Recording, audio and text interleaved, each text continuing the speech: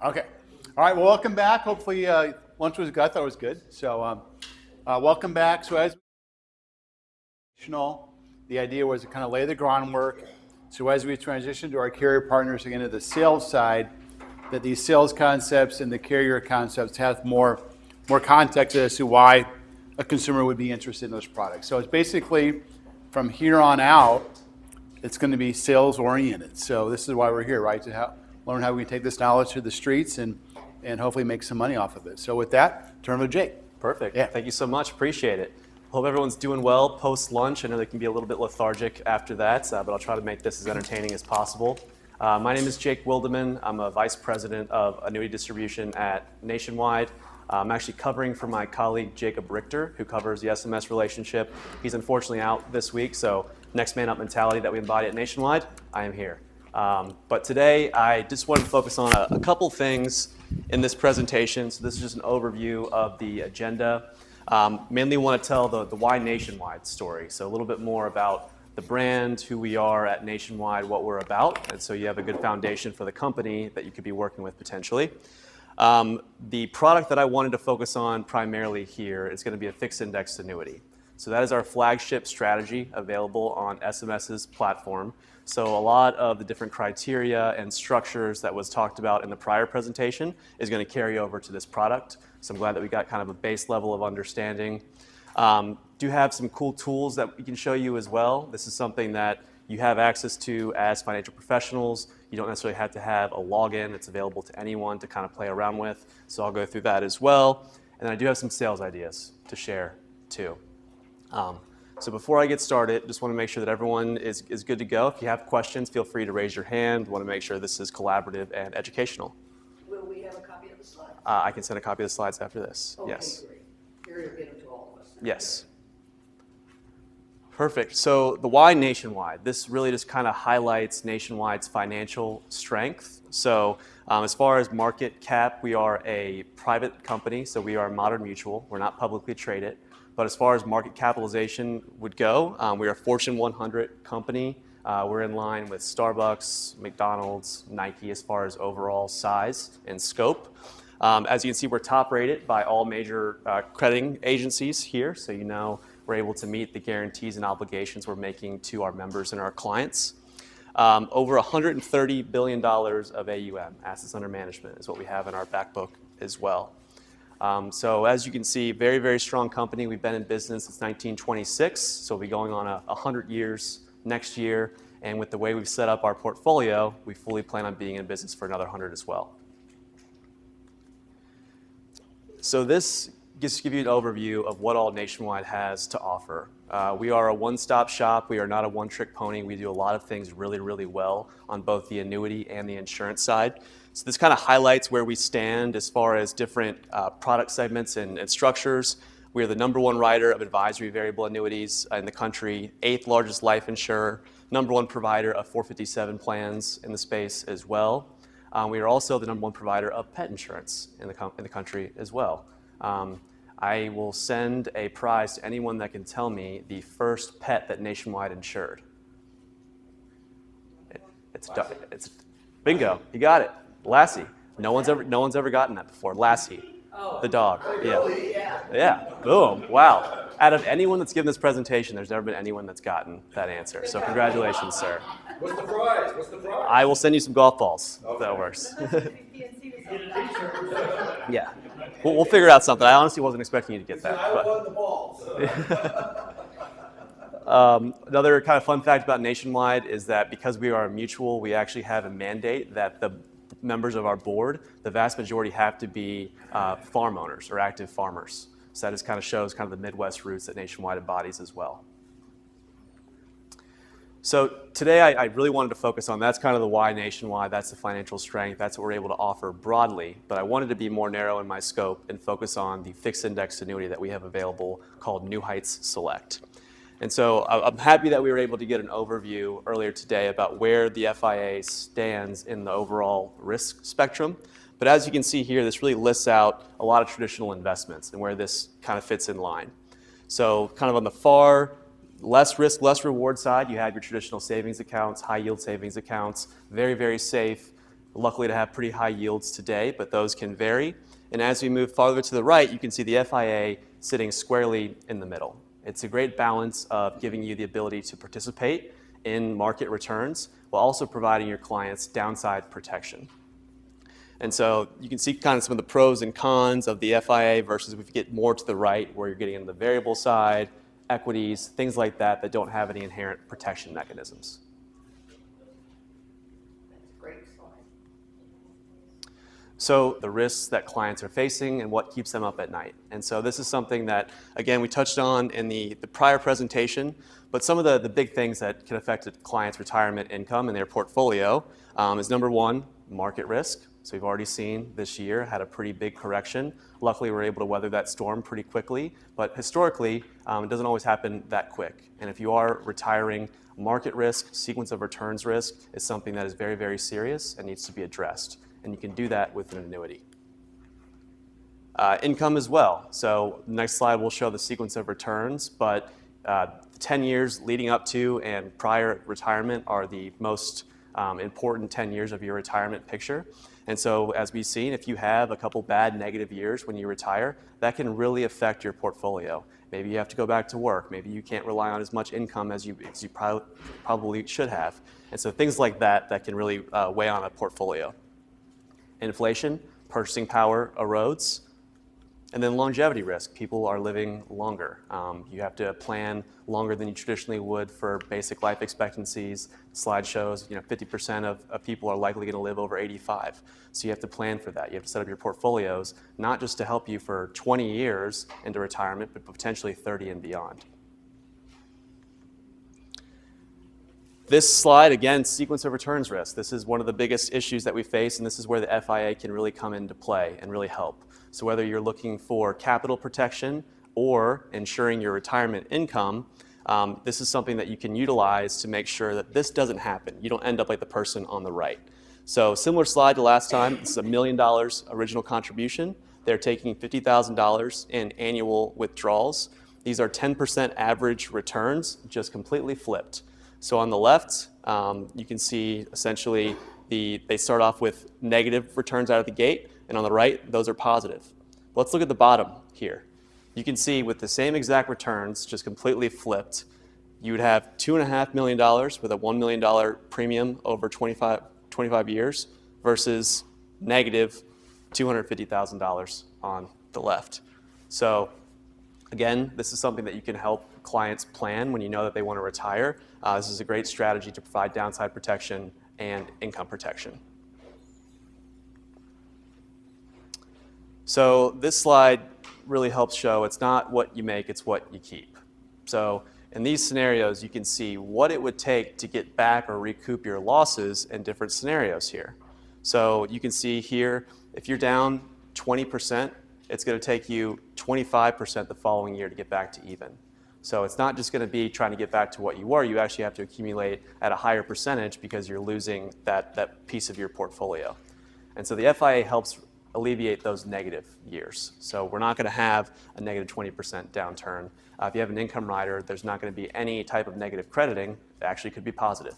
So again, providing this type of structure to client portfolios is very, very huge. And so all that ties into why you would use this product. So again, New Heights Select is the FIA available on the platform. It has 4 different product structures, meaning that there's 4 different surrender schedules with that product. So we have a New Heights Select 8, 9, 10, and 12. The one that we don't have that is 11. And that really just corresponds to the surrender schedule. So New Heights 9 has a 9-year surrender schedule. New Heights 12 would have a 12-year surrender schedule. That's going to be the main difference. More often than not, we're seeing this product utilized not only for accumulation, but also for guaranteed lifetime income, that pension replacement, that ability to provide guaranteed income that clients cannot outlive. And honestly, right now with where rates are, extremely competitive historically and currently in the marketplace, which is the reason why this product with the income rider has been the best-selling FIA with income rider since 2018. We plan to make that another year this year with how sales are going and the inflows that we're getting with really high rates. And so not to bore you with a product sheet, and I'll get into something that's a little bit more visually appealing here in a second, but this just kind of helps conceptualize the structure of the annuity. So I know there's some questions earlier on, what does it take to fund one of these contracts? For New Heights, the minimum purchase amount is $25,000. And so that can be funded with either qualified plans, being IRAs, Roth plans as well, or non-qualified assets, so after-tax dollars can fund this contract. Again, with an FIA, you have indexes that you can choose from to track, so you're not tangibly invested in securities or underlying stocks or funds. You have these indices that you have access to track, and based on the performance of those indexes, you get interest credited to your account. And so that'll help, especially with the presentation that we had earlier, showing you how that's structured. But the FIA essentially giving you meaningful returns with the market and these indexes while still providing you full downside protection. One thing to mention here is that the 9-year and the 12-year New Heights contracts, they have the option to do 1- and 3-year crediting terms. So again, there's different options you can choose from if you want to do a 1-year crediting term or a 3-year crediting term. On the 8 and the 10, we have 1 year and 2 year, just to stay in line with the surrender schedules. And so where this product really shines, again, is offering this income benefit rider. So this is a GLWB, which means that you're guaranteed a certain percentage of an income base for life. It doesn't require that you annuitize. So I think a lot of times where people have negative stigmas about annuities when they turn them on for income is that you have to annuitize a contract, which essentially means you turn over the full cash value to the insurance company. There's no longer a death benefit payable, and they're giving you a guaranteed income stream, more like a traditional kind of SPIA that they're paying you out. but it's no longer invested. You no longer have control of the assets. With a GLWB, you still have control of the assets. It's still invested in the contract, but you get a guaranteed income amount. And so how that is structured with the options that we have available today, we have an income rider that has a bonus and one without a bonus. For the sake of today and just honestly where we see inflows, more often than not, people are going with the bonus. And here's how it's structured. So the cost of the rider itself for the bonus is 1.1%. That is the only charge that would be associated with the contract. The FIA itself does not have any inherent fees. So 1.1% would be the cost of the rider. And what this gives you is a guaranteed income stream. So initially, when you fund a contract, let's say you put in $100,000, you would get a 30% immediate bonus on that amount towards your income base. So now your $100,000 has turned into $130,000 initially. And that's something that you can draw off of after 1 year. On top of that, you're getting 9.5% compound interest accrued on that initial bonus for 12 years. So you get your 30% income bonus. That amount, unless you take income withdrawals, accumulates at 9.5% annually, guaranteed. So that's your income base. That's what we're drawing off of. If you have negative market years, it does not adversely affect your contract because this is strictly for your income-based payments. And I'll get to all that in an illustration here so that helps conceptualize it. But this is something that if you have a client that wants to have a pension, is nearing retirement, wants to have a guaranteed income stream, this is something that you can set aside a portion for a purpose. You can give them that crystal ball to know definitively if you're retiring in year 5, I can at least give you this and things like that. So helps take a lot of uncertainty out of a client's retirement picture. And again, there's joint and single life options. So we have joint life, you can pay over a husband and wife's lifetime, both of them, or single life. And so to kind of summarize this, you get a 30% bonus immediately. That's compounded at 9.5% annually for up to 12 years. If you take income in year 6, let's say, your 9.5% crediting stops at that point. So it's 9.5% up to 12 years or until you start taking income. Then your income base would stop accruing, guaranteed.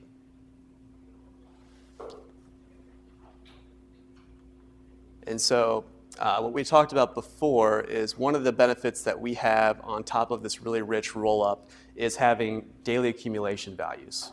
So with most annuities, you're essentially in no man's land in between your contract anniversary dates. So if you bought the contract today, you typically wouldn't have any interest credited to your account or even see what it was going to be until 1 year from today.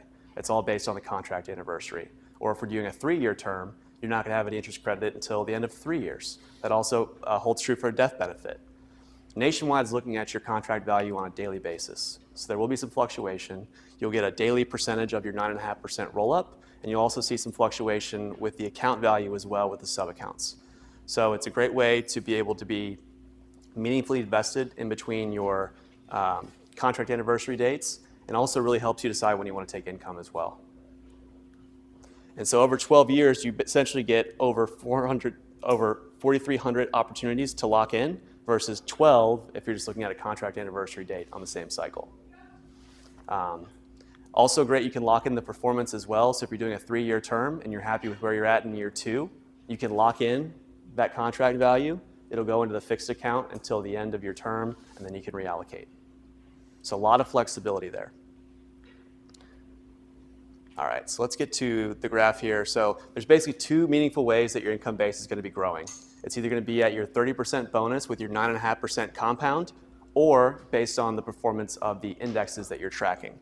So let's just focus on a worst case scenario assumption here. And let's say that we are funding, in this scenario, there's going to be 3 illustration outputs, and they all have the same factors here. So in this situation, we have a 60-year-old client. He's putting away $250,000, and he wants to turn on income at age 67. He wants to set up a type of pension to meet and supplement his Social Security. So let's look at these values. See, the original premium was $250,000. That's your contract value and your death benefit. The income base, that's what we're looking at to factor in your income payments. So because you get that 30% bonus, it goes to $325,000 initially. And then if you look below that, every year you're getting a 9.5% crediting to that income base. And so you'll see That stops at $613,000 when you start taking income. So your original $250,000 has grown to $613,000 as an income base. And so that's great and all, but how does that calculate what type of income that you're getting? Well, Nationwide has what we call payout factors.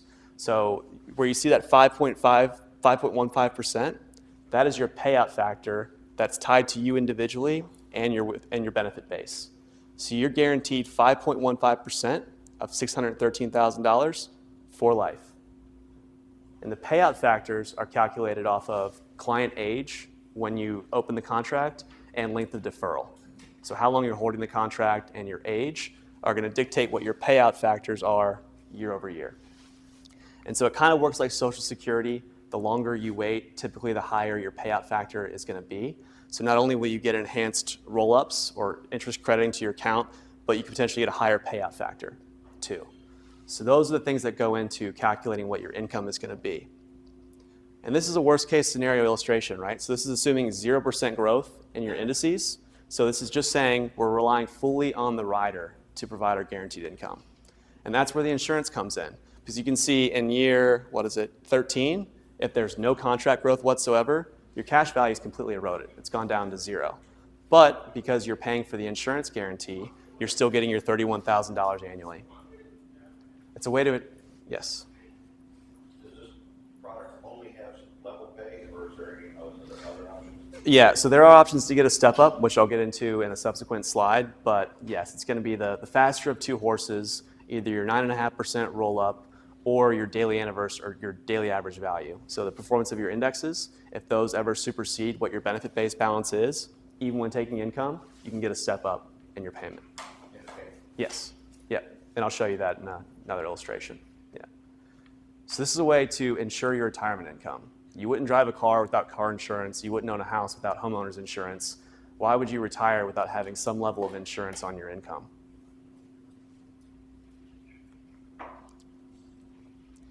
So again, as I had said, the faster of two horses is what dictates your income payout. So this graph shows the blue is essentially your 9.5% compound roll-up. The strategy high point, that is the performance of your underlying indexes. So you can see there's a scenario where even if you start taking income, you actually get an increased payment. And the reason that is because these are the different index options that you have available to choose from. And so this is not only an income play, but also a protected growth strategy as well.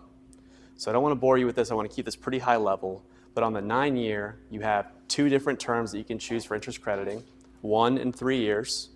We have 7 different indexes that you can choose from for contract growth as well.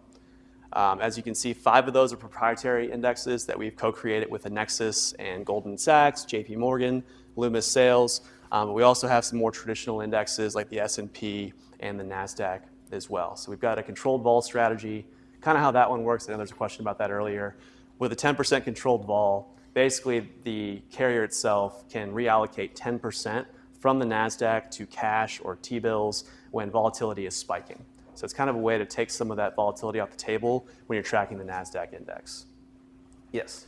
So when we're talking about the makeup of the indexes that are, in this annuity, is this something that is a consumer-facing thing where the consumer is deciding, oh, do I want money here or there, or is this something that nationwide, that's their role and they're deciding where this money is? No. So as a financial professional, if you're the agent that's writing the contract for the client, it would be up to you and them to decide which indexes that you want to track.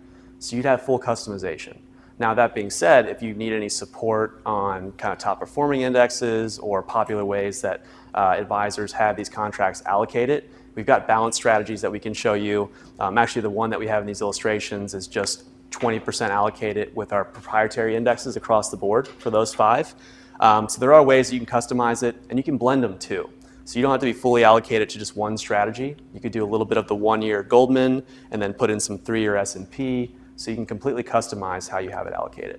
And whatever decision is made in regards to the index, is that going to be for the entire duration, or is there, if there's an underperforming one out of the bunch, can, that be revisited, let's say 6 months into that, 1-year option? So not necessarily 6 months into it, but at the end of your term, that's when you can reallocate. And if you want to choose a different index, then you can do that. So if we're doing like the 1-year Goldman Sachs, you can do a performance lock, but that's just going to be locking in what you're currently at. So if it's underperforming, essentially you just have to wait until the contract anniversary year, and then you can change indexes. But again, if it's not performing well, you're not getting any negative crediting because you have full insulation from market volatility on the product.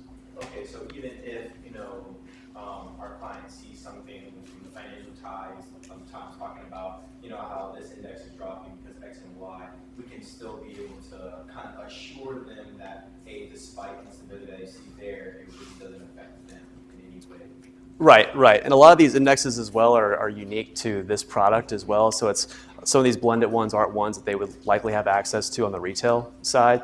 But yeah, essentially you can't lose anything with these indexes. There might be opportunities to have enhanced growth. That's why we have multiple options to choose from. You only lose on the rider. If you're in a down market, you'll Yeah. lose 1%. Yeah, the rider fee does deduct the contract value, so not your death benefit per se, but the rider fee will be the only fee that actually reduces your contract value. Yes. I can't see the numbers. Yeah, I was going to get into those. Yeah. Would you walk me through a visual if I give you an example? Yeah. Let's say you sell me this, $100,000. I want to know the math how it's working because I'm not getting it. So you're giving me if I give you $100,000, I'm your client, you're nationwide, right? I have to stay on this for 9 years. I'm not allowed to take any money out, not 10% or anything, correct? You do. You have 7% free withdrawals until after the 9th year, and then it's fully liquid. Okay, and you're guaranteeing me a 9.5 compound interest on the annual basis? Yes. Okay, explain that with the fee. I mean, I'm just trying to pay for tomorrow's session, like, not Debbie Downer, but like, how does the math work? Because if you sell it to me, you're taking a commission, correct? Yeah, there's commissions paid out. Yeah. Okay, so you're getting 7 to 10%, maybe even more. The advisor is. How are you giving me 9.5% of this? Yeah, so it's a structured general account product. So a lot of these go into the fact that we have these proprietary indices as well. So that's how we're able to get the really high caps on some of these. But from the roll-up perspective, it's all general account based. So we have those call options. We're able to basically offer these with the rider fee. And knowing that we have those options, it's all going into the premium that the profit that Nationwide wants to realize. So there's profit. You mentioned rider, what's the rider? 1.1%. Yeah, so there is a cost to the rider itself. Is there any other fees? No.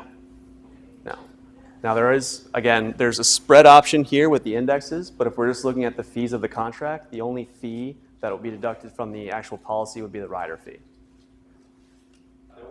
You should be able to sell this all day long. Oh, we do.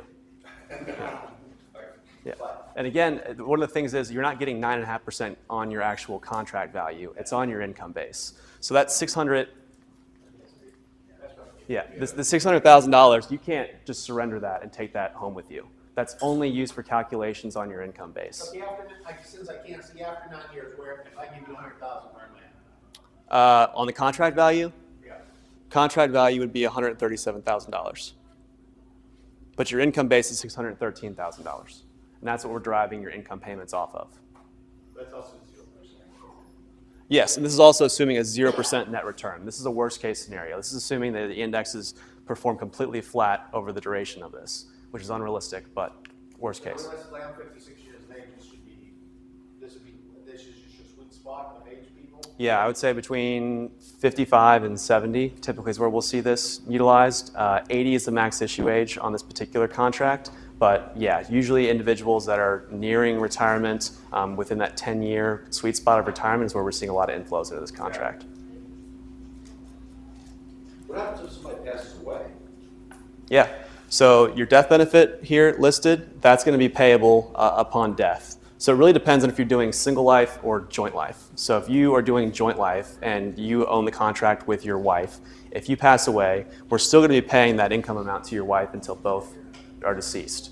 Whatever's left in your death benefit value when you pass away, that's payable to beneficiaries. So let's say, in year 10, there's a death, there's $108,000 payable as a death benefit. You can assign beneficiaries to this and avoid probate and all Yep, that. 100%. Yep, absolutely. Okay. and we'll get into some of those strategies as well. Can you put this down, please? Yeah, I've got two more. And then I'm not trying to be a wise guy, because I don't, Alan's a product guy. So like, question is on income now versus income later. Do you have to declare a policy issue what you want to do, or can you just trigger the income? No, you can trigger when you want. Now, for suitability purposes, we ask when you plan on taking income so we can document that, but it's not contractually obligated. You can essentially choose when you want to take income at any point. You don't have to do it initially. So again, this is worst case scenario. Again, we talked about this because you have the ability to keep pace with the indexes. You do have the ability to have step-ups on your income. So I'll show you what that looks like. Real quick, just wanted to go over this real quick briefly. There's two different strategy options that you can choose. You've got A and B. The difference is on strategy B, there's no spread. On strategy A, there is a spread. So they had talked about some of the caps on performance, and what Nationwide does is we don't have 7% annual caps or anything like that. We have the participation rates here. So the par rates, and you can see some of them are even leveraged above 100%. So let's see at the Goldman Sachs, 150% participation. If the index is up 10%, you'd be up 15%, and then you would deduct the spread. So it would actually be 14.25% would be what you'd be up on a contract year in that assumption. Again, the par rates are a little bit higher with the spread versus without the spread, but it's completely up to you in that conversation you want to have with the client. If you'd rather go with a little bit more upside, or if you don't want to have the spread at all, that's an option. Reminder that spread only comes out if you have positive performance. So it's not a fee. If the index is down or flat, that spread is not deducted from the contract. All right, so this is a more realistic scenario. This is the same parameters that we looked at last time, except this is showing contract growth. So we have this allocated to the 5 proprietary, yes, sorry. Is this a Florida product? I'm sorry? Is this a Florida product? Yes. Because the last presentation, previous one says it wasn't, I didn't see Florida. So there's different, yeah. It says. So these are, yeah, so there's different rates available in different states. These are the rates that are applicable to these states. So there might be slightly different rates for like California or Florida. Same product structure, just slightly different.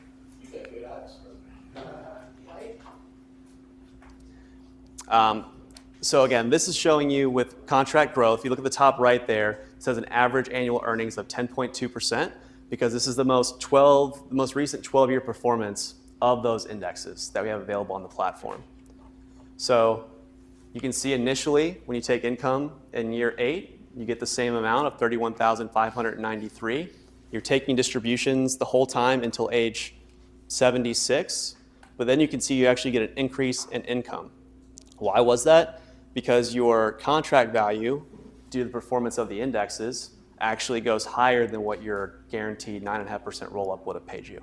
And that stops when you start taking income at age 8 or at year 8. So essentially the only way that income can increase is if you have positive market performance. And so in this scenario, you can see not only do you get increased income after year 17, your cumulative withdrawals on your original investment of $250,000 add up to be almost $1 million, and you still have a contract value of over $1 million left over at the end of it. So that's the most recent 12 years. Now I know you're saying, past results don't, indicate what the future is going to look like. So let's go a little bit more reasonable on the projections. This has a control rate of 7.5%.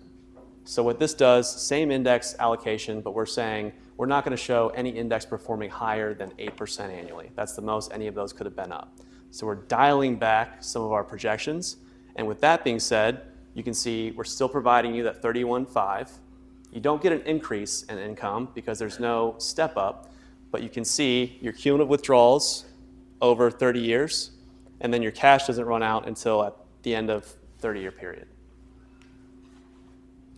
So that would be a more realistic assumption to look at, but I wanted to show you kind of worst case scenario, potentially best case scenario, and then a more realistic assumption.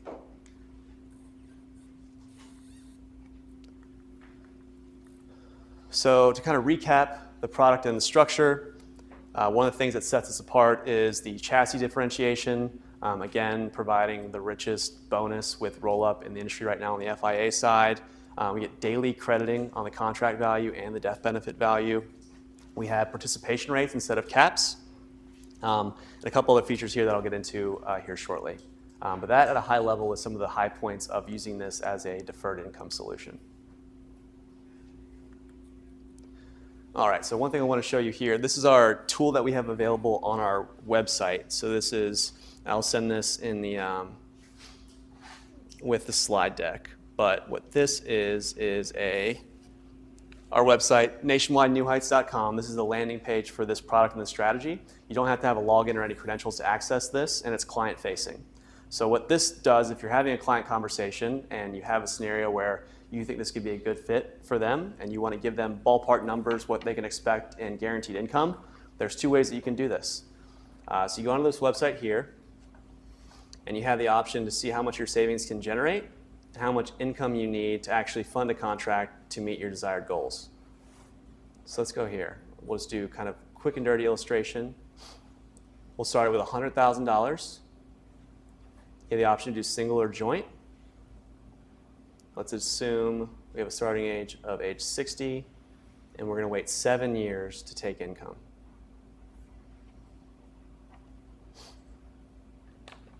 And this just spits it out for you. So with that amount, at age 67, you can expect to be able to withdraw $12,637 annually. And that also shows you year over year as well. And you can download a report that's client-facing to spit out if you're going to a client meeting. Very, very easy to do. And this is all available without a login directly on this website. What is that again? Yeah, so it's Nationwide New Heights. And what's the tool called? It is the guaranteed income tool. Yeah, right there. The other option that you have is, let's say you want to back in, you know you need $10,000 in retirement. So let's back into what premium you need to fund the contract to be able to hit that desired amount. Let's do age 67.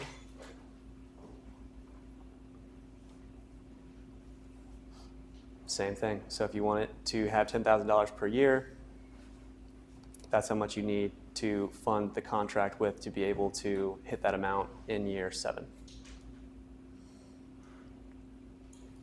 Yep, and again, all available basically through this website, which I'll send in the slide deck, but very, very easy tool if you're working with a client. Yes? Just a quick one, because obviously, like, all things similar, if you're annuitizing and you're taking that guaranteed income from a different product, I'm assuming the payouts are a little bit more there because you're relinquishing control. Like, what is the difference roughly? Oh, and annuitization payouts? annuitization Yeah. payout.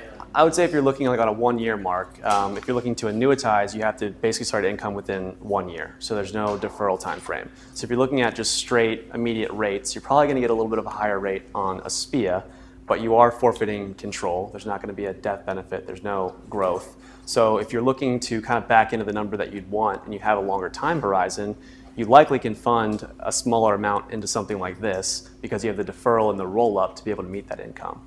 But if you're looking at just straight immediate income, a SPIA rate's probably going to be a little bit higher than this. But let's say you put $100,000 into a fixed income that then you annuitized after 7 years and got guaranteed income for life. Yeah.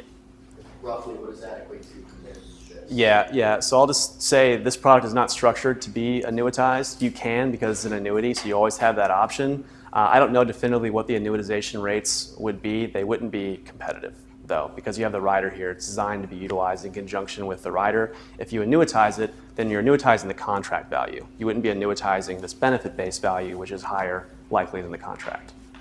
So that's probably the trade-off as well as that. Okay. Yes? Income withdrawal, is it tax-free? It is not, no. Yep, so if you're doing traditional IRA assets, it's going to be fully taxable at ordinary income tax rates. If you're doing non-qualified assets, so after-tax dollars, we'll look at the cost basis. So let's say you fund it with $100,000 and it's at $200,000 when you're taking income. $100,000 is fully taxable, LIFO, until you get down to the cost basis, then it's tax-free. Okay, let's go. Let's pivot back here and we'll finish up. Gary, you're gonna have your slides also sent to us? Yes, I will send these out. If you're nice. Yeah, you gotta be nice. Gotta be nice. Nice. You gotta be nice. I didn't eat much. All right, so to bring us home, I just wanted to give you a few sales ideas that you can employ with this product when you're having client conversations. If anyone fits this mold, these are great use cases for this strategy. So we talked about Roth conversions, so the ability to convert traditional IRA pre-tax dollars into Roth, which would then basically allow you to pay taxes at that time, would alleviate your need for RMDs in the future. Some of the inherent limitations that you'll find with a lot of annuity carriers is that you have to typically do a full conversion of a contract. So you can't convert, let's say, 50% of a traditional IRA contract. It's essentially all or nothing. So what Nationwide does that makes it very, very easy is if you have any inclination or inkling that you may want to do a Roth conversion, we have a very easy way to do this on the front end when you're funding the contract. So essentially with the application documents, we would give you this multi-contract form, which would allow you to set up multiple policies under that same owner. So you can essentially control which of those policies you want to do a conversion on at different times. So you can do up to 4. If you want to fund a FIA with $100,000, you can actually disseminate that into 4 separate contracts. You can have it allocated differently if you'd like, or the exact same. And then you can control when you want to take conversions of those assets. If you want to do it all at one time, you can do that. Or you can have more flexibility to control when you want to pay those taxes in a lower tax bracket year. So it gives you a lot of flexibility there and a very easy way to do that on the front end when you're setting up a contract. So partial Roth conversions is a great way for that form. The other way that we see that typically utilized is if you want to do laddering. So as we had mentioned with the payout factors, one of the factors that goes into increasing that payout is length of deferral. So the longer that you hold the contract, your payout factor could increase.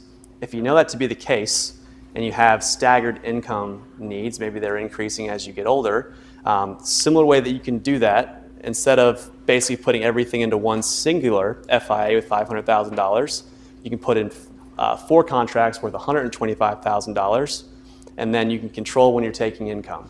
So again, you get the benefit of an enhanced 9.5% roll-up, your payout factor could increase, and so instead of just putting everything into one contract and getting almost $800,000 in cumulative withdrawals, because you're staggering that and controlling income at later dates, you get increases in income, and so that goes to $800,000 versus $703,000 on the cumulative withdrawals by doing this strategy as opposed to all in one.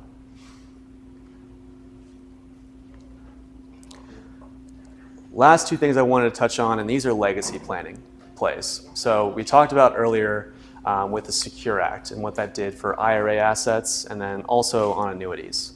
So it used to be before that, if everyone's familiar, if you had a non-spousal beneficiary of an IRA, they could do a stretch. So they keep the contract essentially in their inherited name. They have to take an RMD each year based on their life expectancy, but everything can stay tax deferred within the IRA. Now, that's no longer the case. You essentially have 10 years to fully liquidate that contract. So there's no longer a life expectancy option. That did not hold true for non-qualified annuities. So if you have an annuity that's funded with after-tax dollars and you have a non-spousal beneficiary, a grandchild, a child, and they're the beneficiary of a non-qualified annuity, they can actually still do a stretch. So instead of liquidating that contract all at once, if there's a lot of gain in the contract, that could be a pretty big tax hit, or annuitizing, they can actually fund their own annuity contract that you can manage. They have to take an RMD each year based on their life expectancy, not the contract owners. But this gives you the ability to retain that asset, give them another generation of tax deferral, and then put them in a product to be more suitable for their needs. If they're younger, be more growth-oriented, or things like that. We can take annuities outside of Nationwide? Yes. Yep. So we can take a non-qualified Nationwide contract and fund a stretch. If you have a client that's a beneficiary of a John Hancock annuity, they can transfer that to Nationwide and do the stretch as well if that carrier does not allow it. So that's one of the great implementations that Nationwide has for non-qualified annuities, to be able to give you the ability to be able to manage those. Caveat being that if you have a non-qualified contract that's inherited, you can't add an income rider. Because it's being liquidated contractually with an RMD, you can't add an income benefit rider, but you can still use the annuity product for protected growth.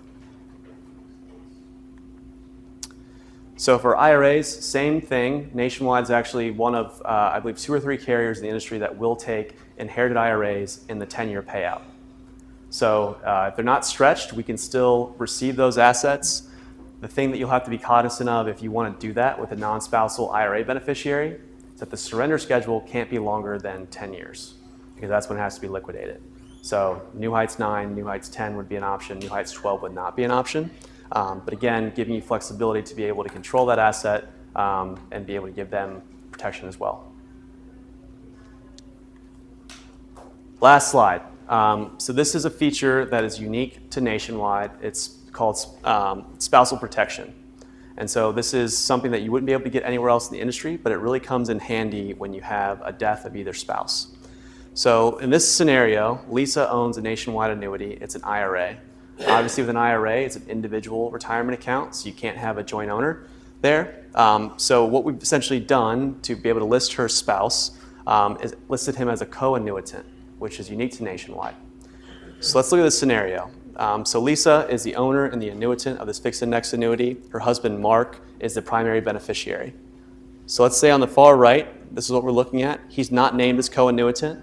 If Mark predeceases Lisa, because he's not a measured life on the contract and just a beneficiary, when he passes away, nothing really happens on the contract.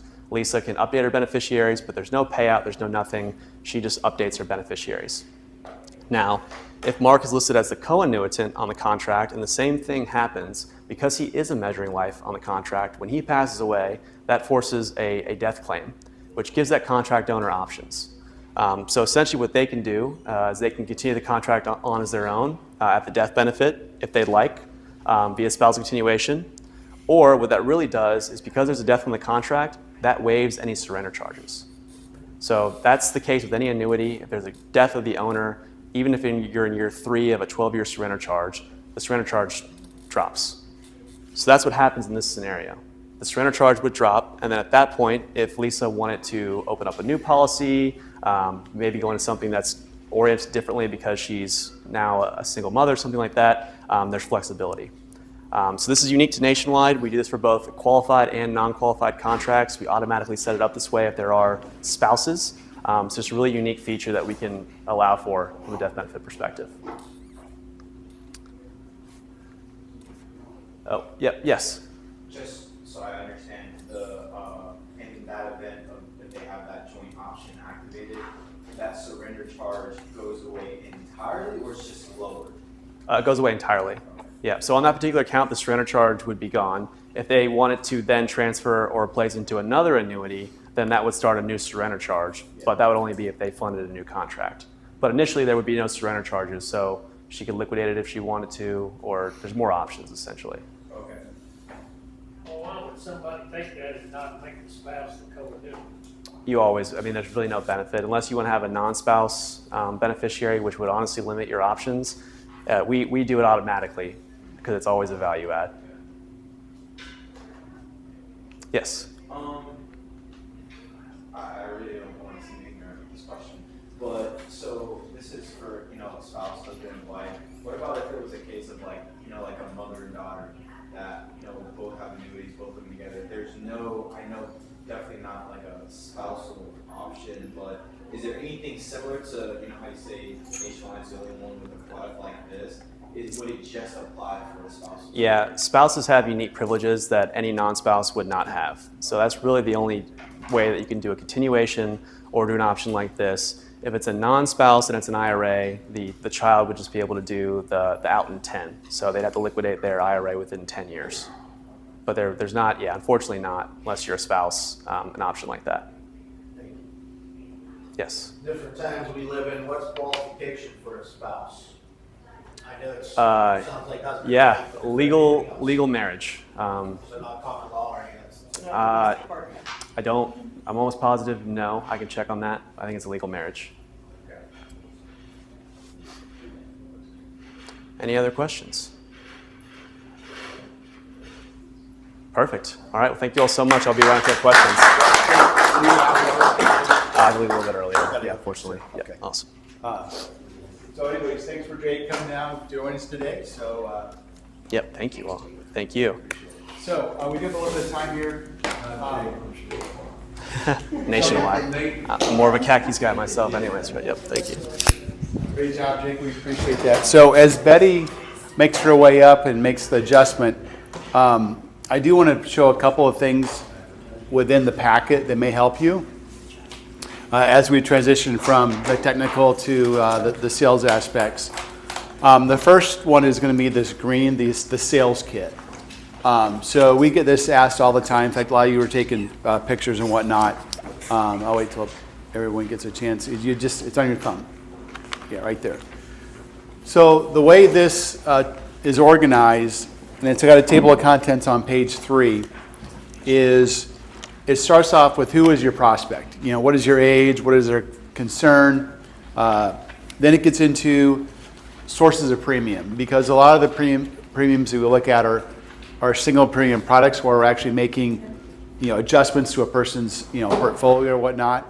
Then we've got conversation starters, risk engagement, positioning, and then we'll do objections tomorrow, but then power phrases as well. So on page 4 in the green box, it's got the common traits. What are we looking for? Age range, job change over the 401k, Social Security claimants, obviously Medicare beneficiaries here, widows and widowers who may be inheriting money, and then also just prospects with dormant IRAs and 401ks. Where's the premium coming in from? Whether it's a CD, lazy money, 401k, could be inheritance, could be a lot of different things. And then on page 6, we've got the conversation starters. So the idea here is we just basically did a brain dump of all the starters you can think of. And realistically, you're going to find the 1 or 2 or 3 that you're going to really like. But then these are the ones that you can continue to ask at your Medicare appointments. Then we get into page 8, gauging risk. So if you're with a broker-dealer or an RIA, you obviously adhere to their risk tolerance standards. But if you're in insurance only and trying to gauge risk on a very high level, 1, 2, 3, 4, you're not doing the risk tolerance. You're just kind of seeing, where they're at, what their risk. You can ask these questions here. And then we got some positioning questions, or positioning statements, and then some power phrases. I'm a big power phrase guy. I think it helps people. The ROI is the reliability of income, and 0 is a hero. Those types of power phrases, and then just finishes off with the objections, which we'll do hopefully an active thing tomorrow. Is basically on the objection. So I just want to draw attention to this, and then since Alan did mention it, suitability is a big thing.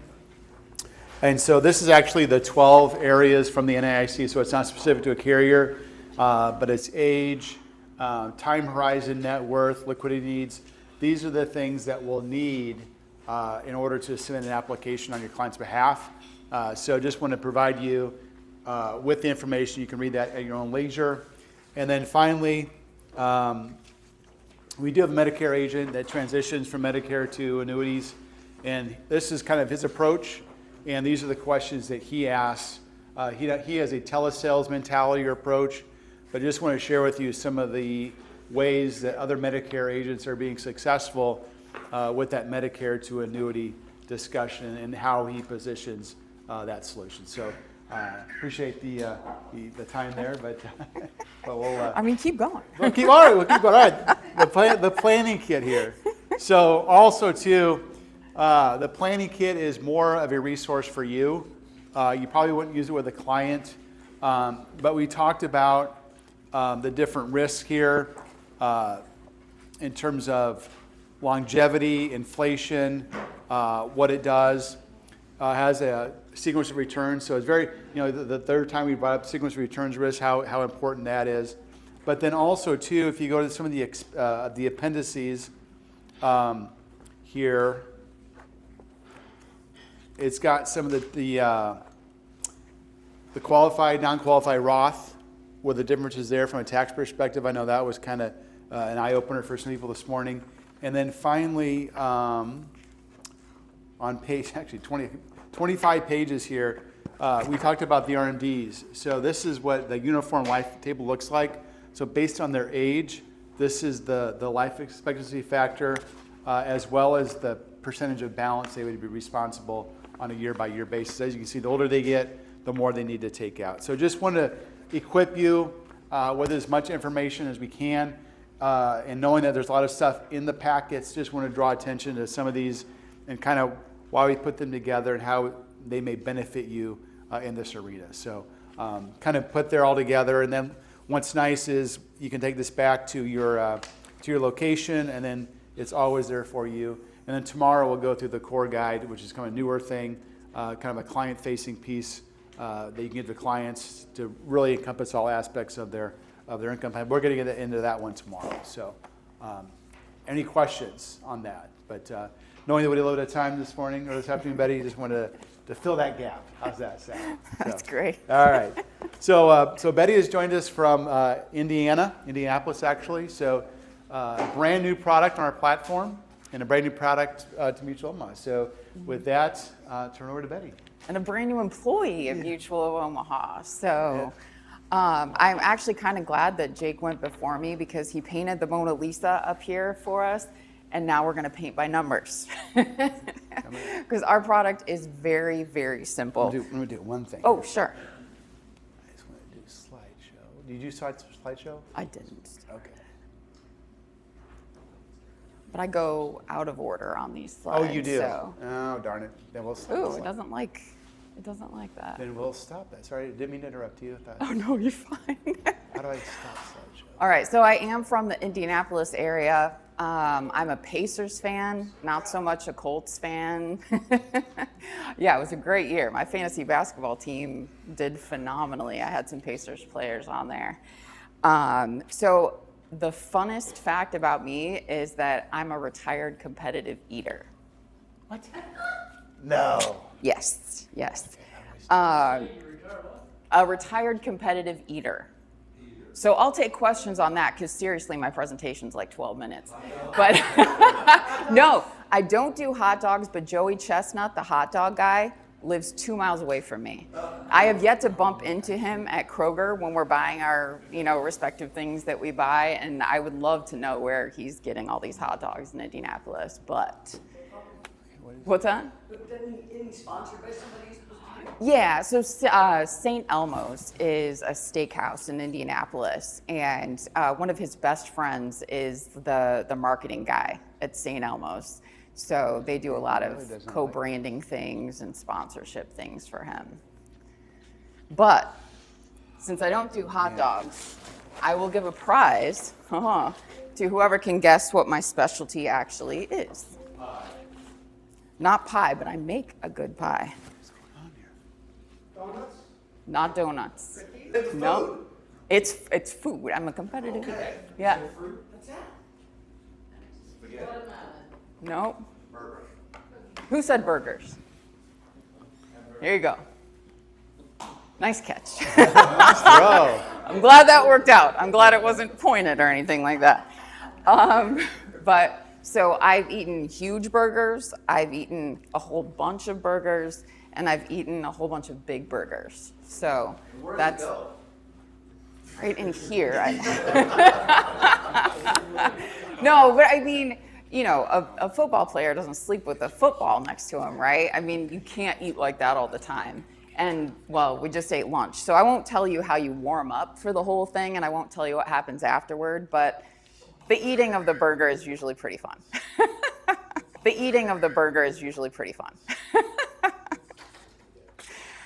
Okay, and I'll answer any questions you have about it later on. I'll be at the happy hour and no, I'm a retired competitive eater. My GI doctor told me I had to stop doing it. She said, yeah, she didn't want me to do that anymore. Okay, all right, good question. So the best one is there's a 2-pound burger. And my brothers and I, all three of us do this. One of my brothers is 6'5". He is a house of a man. And he put away, it's a 2-pound burger on a 3/4 pound bun. And he put that away in 14 minutes. And so I said, I'm gonna beat you. So I grabbed 18 of my closest friends from work. We went to this restaurant. I warmed up the day before. Again, not gonna talk about that right now. And I sat down, I was ready. I had a playlist ready to go. My plan was 12 minutes to eat this burger. The playlist, so I didn't, look at my watch or anything like that. I was ready. So everything's going. I'm not even through the second song, and I realized I'm halfway through, and I'm gonna kill this record. I ate a 2-pound burger with a 3/4-pound bun in 6 minutes and 33 seconds. Wow. Holy. I destroyed every record that restaurant had. And the waiter thought he was being funny. He came up and he said, so, you still hungry? And I said, yeah, do you have any pie? So he brought out a quarter of a peanut butter pie, and I ate that too, so. Yeah, well, my brothers and I, we discovered we could do this. We were talking to some friends about Thanksgiving, and, people are like, oh, we make the turkey sandwiches for days afterward. And I'm like, do you make another turkey? We've never had leftovers at Thanksgiving at my house, ever. It's all eaten. If it's in front of us, it's gone. Now, my dad, he was 450 pounds when he passed, so he couldn't, turn it off like my brothers and I can. We don't really get hungry, and we never get full. It's a weird thing. So, okay, that's way more than I expected to talk about that. So, again, this is my second month with Mutual of Omaha, so I have notes here for myself, so forgive me. I'm very sorry about that. So we're going to talk about our fixed index annuity product, and when I found out that I had an hour up here, I freaked out. So I came up with that annuity lingo bingo deal, and we have our winner, by the way. Got everything ready to be shipped to you, the order's in, so you'll be receiving that shirt. Round of applause for Curtis. All right, so if anybody can get the rest of that card filled up, I'll give you a prize out of my little prize bag here. You can't just count the speakers. So I could just say the word beneficiary, death benefit. You just said all those things. Write his name down. But you can only say the person's name Twice. Correct. So, but I'll give you one from me. There's a spot on everybody's board. I know, because I made all of these different. But there's a spot on everybody's board that says cumulative free withdrawal provision. And you can write my name next to it, unless you've already written my name in 2 other boxes. But we're going to get to that very important term here in just a little bit. So one of the things... Betty, right? Yes, Betty. Betty White. One of the things that was mentioned earlier was about carrier ratings. And it is a very important consideration, and so we dedicated a whole page of our consumer brochure to how we're rated, which is on this side. A+ from AM Best, A1 from Moody's, S&P A+. We have a 90 Comdex rating, which is pretty good. So Mutual of Omaha was founded in 1909, and our vision, I'm going to read it, is for every customer, a financial future imagined, planned, and secured. So we're a full service insurer, and we offer financial products for individuals, businesses, and groups. So you probably already know us for life insurance, but we also do LTC, disability, dental, critical illness. And I actually pulled up on our website, there's a list that goes on to a second page of all the things that we do.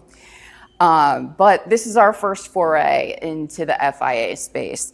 And conceptually, this product was ready to go several months ago, but we wanted to get all the little bits and pieces and the fit and finish exactly where we wanted it in order to launch properly. And that included getting the product on Firelight, which was discussed earlier, and getting all of our internal systems ready to go.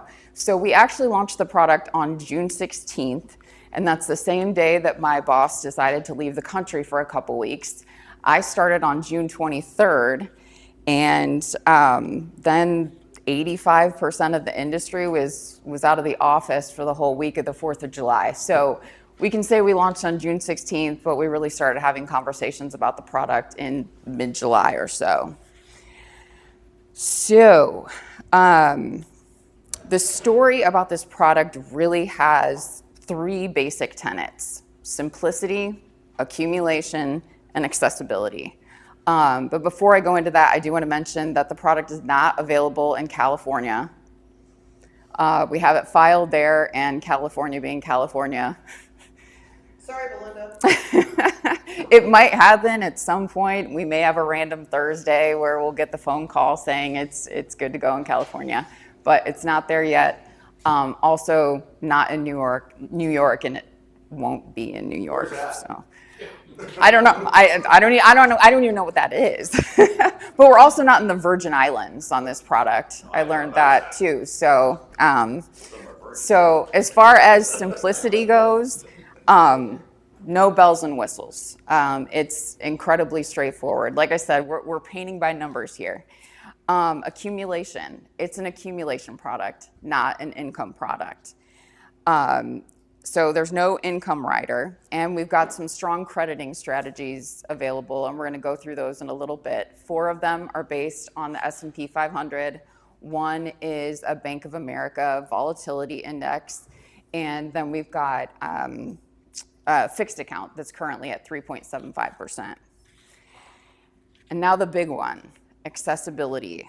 You're going to hear about a lot of objections tomorrow. And what do you think one of the biggest ones is? Exactly. That's exactly right. Your money's locked up for a long time. Here you go. This is a bear. A little squish bear. So He's a teddy bear, So surrender periods. People's money is locked up for years, 10 years sometimes with surrender periods, right? So in addition to 5, 7, and 10 years on this FIA, we also offer a 3 and a 4-year product. So surrender periods only for 3 and 4 years. People in the banking world are really liking that, and they're looking at this as a CD alternative. So what we tried to do with this product, and I say what we tried to do, I wasn't quite with the company yet, but I've heard the stories. So what we tried to do was make a relatively illiquid asset a lot more liquid, and that's the biggest selling point of this product. So those shorter duration options, those are actually just the beginning. So what's that thing that I told you to put my name next to on your bingo card? Absolutely. I'm not going to make this throw all the way back there. But look at this cute little koala. Here you go. There we go. He got it. So that's right, a cumulative free withdrawal provision. And I'm glad I could pronounce that because half the time I can't get all those syllables out. Well, how does that work? 10% is available in the first year for withdrawal. In the second year, any amount that you don't take out of that 10%, you can carry over to the second year. So actually in the third year, you can get up to 25% out. And that's the max, but it's a cumulative free withdrawal provision. You know how many slides with this, but what's the first year? I do have some slides, but I always find it so distracting for me. And I forget that I have a touch screen and it closes things on me. All right, let's see here. Don't look at the screen. We're not talking about. We get them from Oh, Gary. that's We actually. get them from Gary. We don't care. If you'll give them to him, and then he'll. I actually closed the presentation that I had open, and this is not the one that I wanted to use.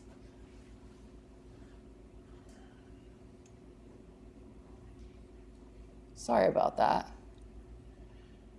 There we go. All right. So there we go. There's a little bit of information that I kind of Hit the slideshow. breezed over here. It didn't seem to work when we tried that before. Did it? Okay. There we go. Hit the big arrow down here. All right. Presentations 101. See? 2 months with the company, I'm going to get this, you guys, I promise. I'm glad I got to practice with you. Between those 6 options there on the. What's 6? Yeah. Yeah. So they're all listed separately on Annuity Rate Watch and things like that, but you can have a 3-year surrender period. All right. Cumulative free withdrawal provision we just covered. And what's the other thing that people are worried about? Emergencies. So they've got, their conservatively invested portions of their portfolio. They want it to be accessible in case of emergency. So we've actually got an impressive list of scenarios. I think I've got it way up here. So we've got an impressive list of scenarios that would make waivers available so people can access their funds. Confinement to a hospital or long-term care facility, unemployment, disability, terminal illness, death of a spouse or minor dependent, damage to your residence, or transplant surgery. So again, a relatively illiquid asset, we've done our best to make it a lot more liquid. And that's with shorter duration of the product, the cumulative withdrawal provision, these opportunities for a waiver of withdrawal charges. And then we do actually offer as well a return of premium option. Now, there's not a fee for that. It's just a slightly lower cap or par, and I'll show you that on our rate sheet here in just a minute. Okay, pop quiz time. So I've said a lot in the last few minutes, but what policy option has no fee, but it's just a slightly lower cap or par rate? I just said it. Return of premium. Here you go. All right, and closer to the beginning, I said that this FIA has 3 basic tenets. There's simplicity, accumulation, and Accessibility. everybody wins. I'm going to send all of you this presentation. That's fantastic. I do have a lot of stuff in this bag, and some of you might end up with pens, but good job. I hold burger eating records in my home state of Indiana. Correct.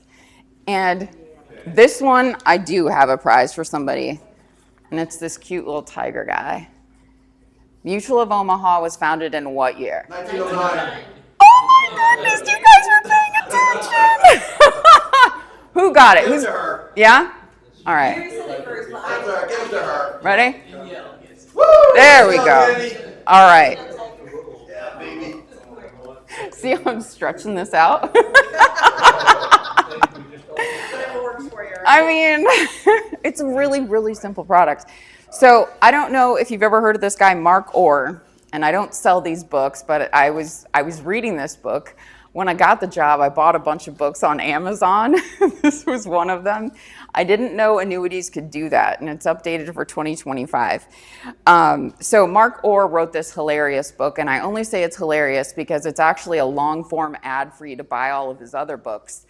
But I love this book for a few reasons, and one of them, and again, you're going to hear a lot of these things over and over. From the presentations earlier to Jake's presentation to right now, you're hearing these things over and over again. But one of the things that I love about this book is Mark's ability to clearly elucidate the danger of the sequence of returns risk. So he also talks about the value of the FIA for downside protection in a portfolio, which we've been talking about for the better part of the morning. And I don't know how many of you in here are dorks like me and enjoy nerding out about Monte Carlo simulations. But as you saw earlier, if you take market returns over a number of different years and put them in different orders, you're going to end up with different numbers at the end. And part of the reason for that is when the market dips, when it gets negative, the timing of that can have huge consequences on your portfolio. Again, as you saw up here earlier. One thing that I came across that he talks about in this book is when you lose money in an account, like say 35%, you need a return of 53.8% just to get back to even. So he also says in this book many, many, many times that zero is your hero. So when the market dips below zero, getting a zero return means you actually win, right? Because you're not losing. So all of our crediting strategies have a guaranteed 0% floor. And let's see where I've got, here we go. Here's our rate sheet. These haven't changed since launch. But yeah, all of our crediting strategies have a guaranteed 0% floor, so you can't lose money. And we're not gonna dive too incredibly deeply into each one of the crediting strategies, but we do have the more straightforward crediting method, and that's the annual point-to-point. So on your 1-year anniversary, you can change your allocation. So when you get the annuity, you can choose any percentage here for all of these scenarios, and you can adjust them after a year. So I actually was thinking, what else can we do while I'm up here? We can play a game. Actually, when I got here, I was so hungry. The hamburgers in the lobby bar are actually pretty good. I took a picture of it and I sent it to a couple friends. 3.6 seconds? No. What's that? I should. That would be so fun. So I do have maybe a concept for the group. Yeah. So here is mutual money. They have good med sup rates down in Florida. I don't know. I'm just asking. Yes. Okay. So I'm like 99.9% sure, but I believe if you're contracted with mutual on the med sup side, that you're also contracted on the annuity side. So I'm a big believer in familiarity. So if somebody buys a mutual on med sup and you want to pivot to a mutual or a solution, I would just pivot to mutual because it's already there, right? Hey, you just bought a mutual med sup. Let's look at their annuities because they recognize it as the same company, and their logo is very powerful. You know, it used to be the Indian, now it's a lion, but like even their name recognition is like second to none. So just thinking of ways to do that. And also I think that trigger strategy, I think is you're not selling it enough. I think that's an awesome deal. So Yeah, we've been talking about that a lot because not everybody has a trigger. Ours is currently, and when we're talking about this, we usually talk about the 5-year rate, but it's a 7% trigger. So if the market's up a penny, what do you get? What percent? 7. Okay, I don't have enough of these. If the market's down 20, what do you get with that trigger? 0. Right. Now, if the market's up 8, what do you get? 7. Right. You didn't bring enough balls. I know. My suitcase was only so big. I should have had something shipped here. Okay. Let's see. What game can we play here? 100% participation. You can see we've got a 9% cap there. So with that top one right there, 100% participation, 9% cap, the market, it's 7% up. What do you get? 7, right. If it's 10? 9. Right. If it's negative 50? 0. Right. You guys get it. We could go through that. We can go through that with all of these, but I think you get it. And again, if somebody chooses that return of premium option, it's just a slightly lower cap. So instead of 7% on the trigger, it's 6.75. Yeah. So it's not a rider with the charge, it's instead of every trigger. Correct. Yep. So the purple up here with the guaranteed cap, that one you have to, if you choose that one, you have to do that when you buy the annuity policy, and that one can remain through, you're essentially locking it in at 7% for, if it's a 10-year, you've locked it in at 7. You can't change to that one, but the other ones can change after a year. Yeah. Can you go into a little bit more detail about the return of premium? Because you said that was kind of unique to you guys, you know, what, like, I'm sure. Well, it's unique because we don't charge for it. It's just a lower cap or par. But there's no waiting period on that ROP. If somebody wants to get their money back, they get it back. Maybe can you explain a little better about the participation? The participation rate, I'm learning myself exactly how the volatility agility index, but it does take, when you've got a volatile market, it evens it out a bit. And again, you're not going to hit anything lower than 0 with that, but it does take those peaks and valleys and tones them down a little bit. And then the fixed account's at 3.75%. Any other questions? Are you having fun? I'm having a blast. Are you guys having fun? I got to throw things around the room. We talked about competitive eating. I'm having a great time. Well, if anybody's interested, I've got a couple flashlights. I have another bag just like this.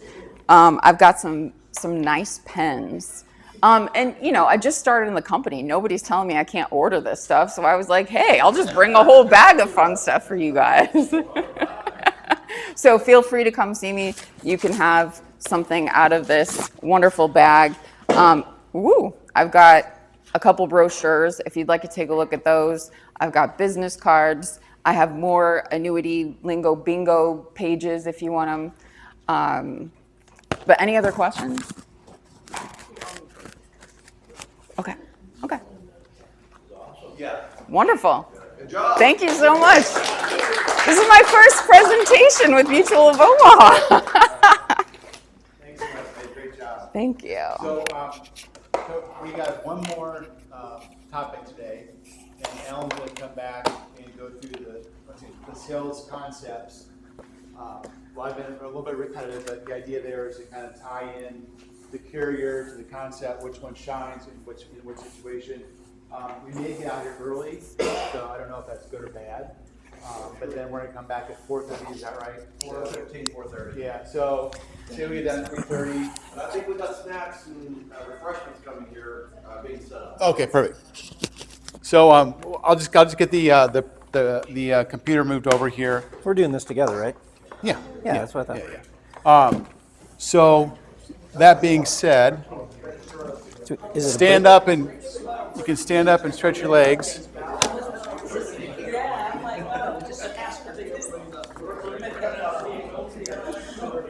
Actually,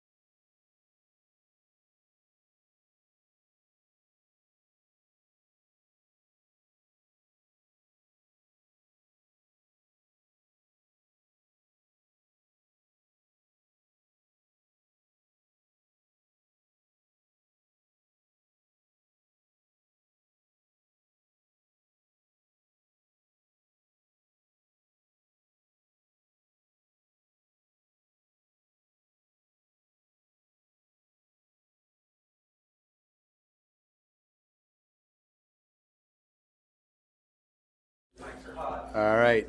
Well, thanks for the snacks, Gary. Appreciate it. Hopefully, everybody got it, their fill. They won't fall asleep on us, will they? But anyways, we're going to wrap up our day with some sales concepts. I think, once again, identify opportunities as you're out there in your own market with people to talk to. This is going to be, I would say, 90% carrier agnostic, but we did try to highlight the carriers that we work with, maybe highlight where they would shine with some of these situations here. So here are the sales concepts. A lot of them we've kind of hit already, but accumulation, guaranteed income, but then we'll get into the performance trigger. I know Alex is back from the legacy RMD solution.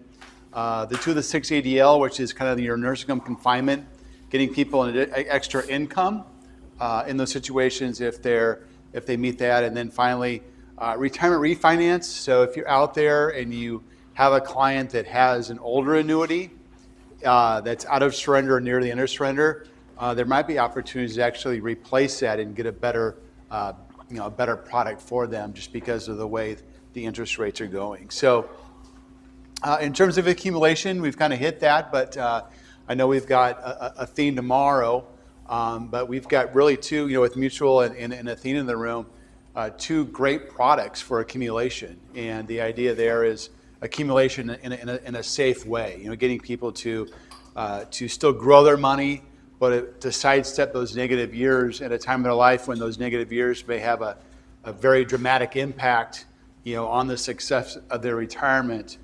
Can be very beneficial. So anything you want to add to that? Or? Yeah, just as you said, when we're 30, 40 years old, market goes down, we have time for the market to return. So you're going to come across some people that have very, very low conservative investment, kind of ideas.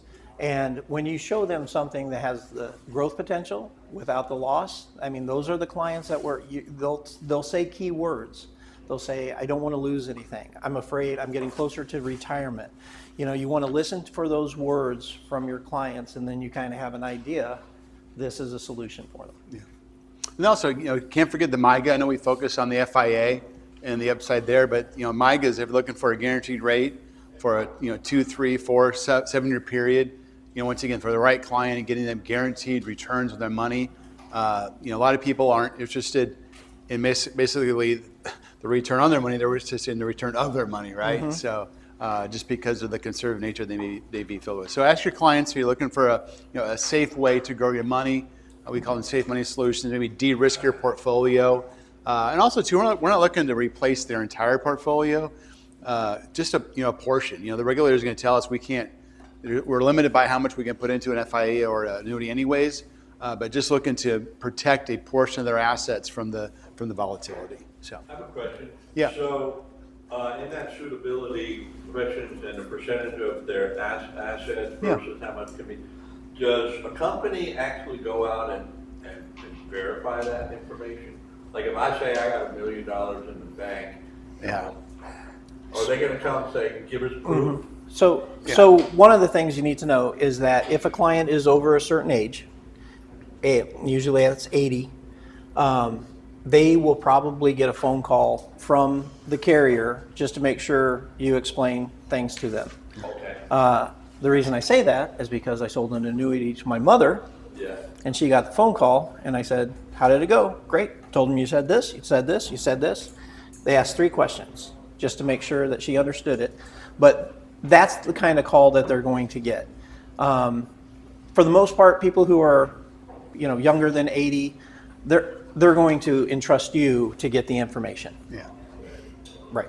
Yeah, I don't think there's no very little third-party verification. They're just going with what that applicant says. Yeah. Because truly, it's the applicant's word, anyways. Based on, they're not going to go out and scrub, try to find out what they have in their IRAs and whatnot. So they're just basically taking the client's word for it at that time. In the backyard. Yeah, exactly. So.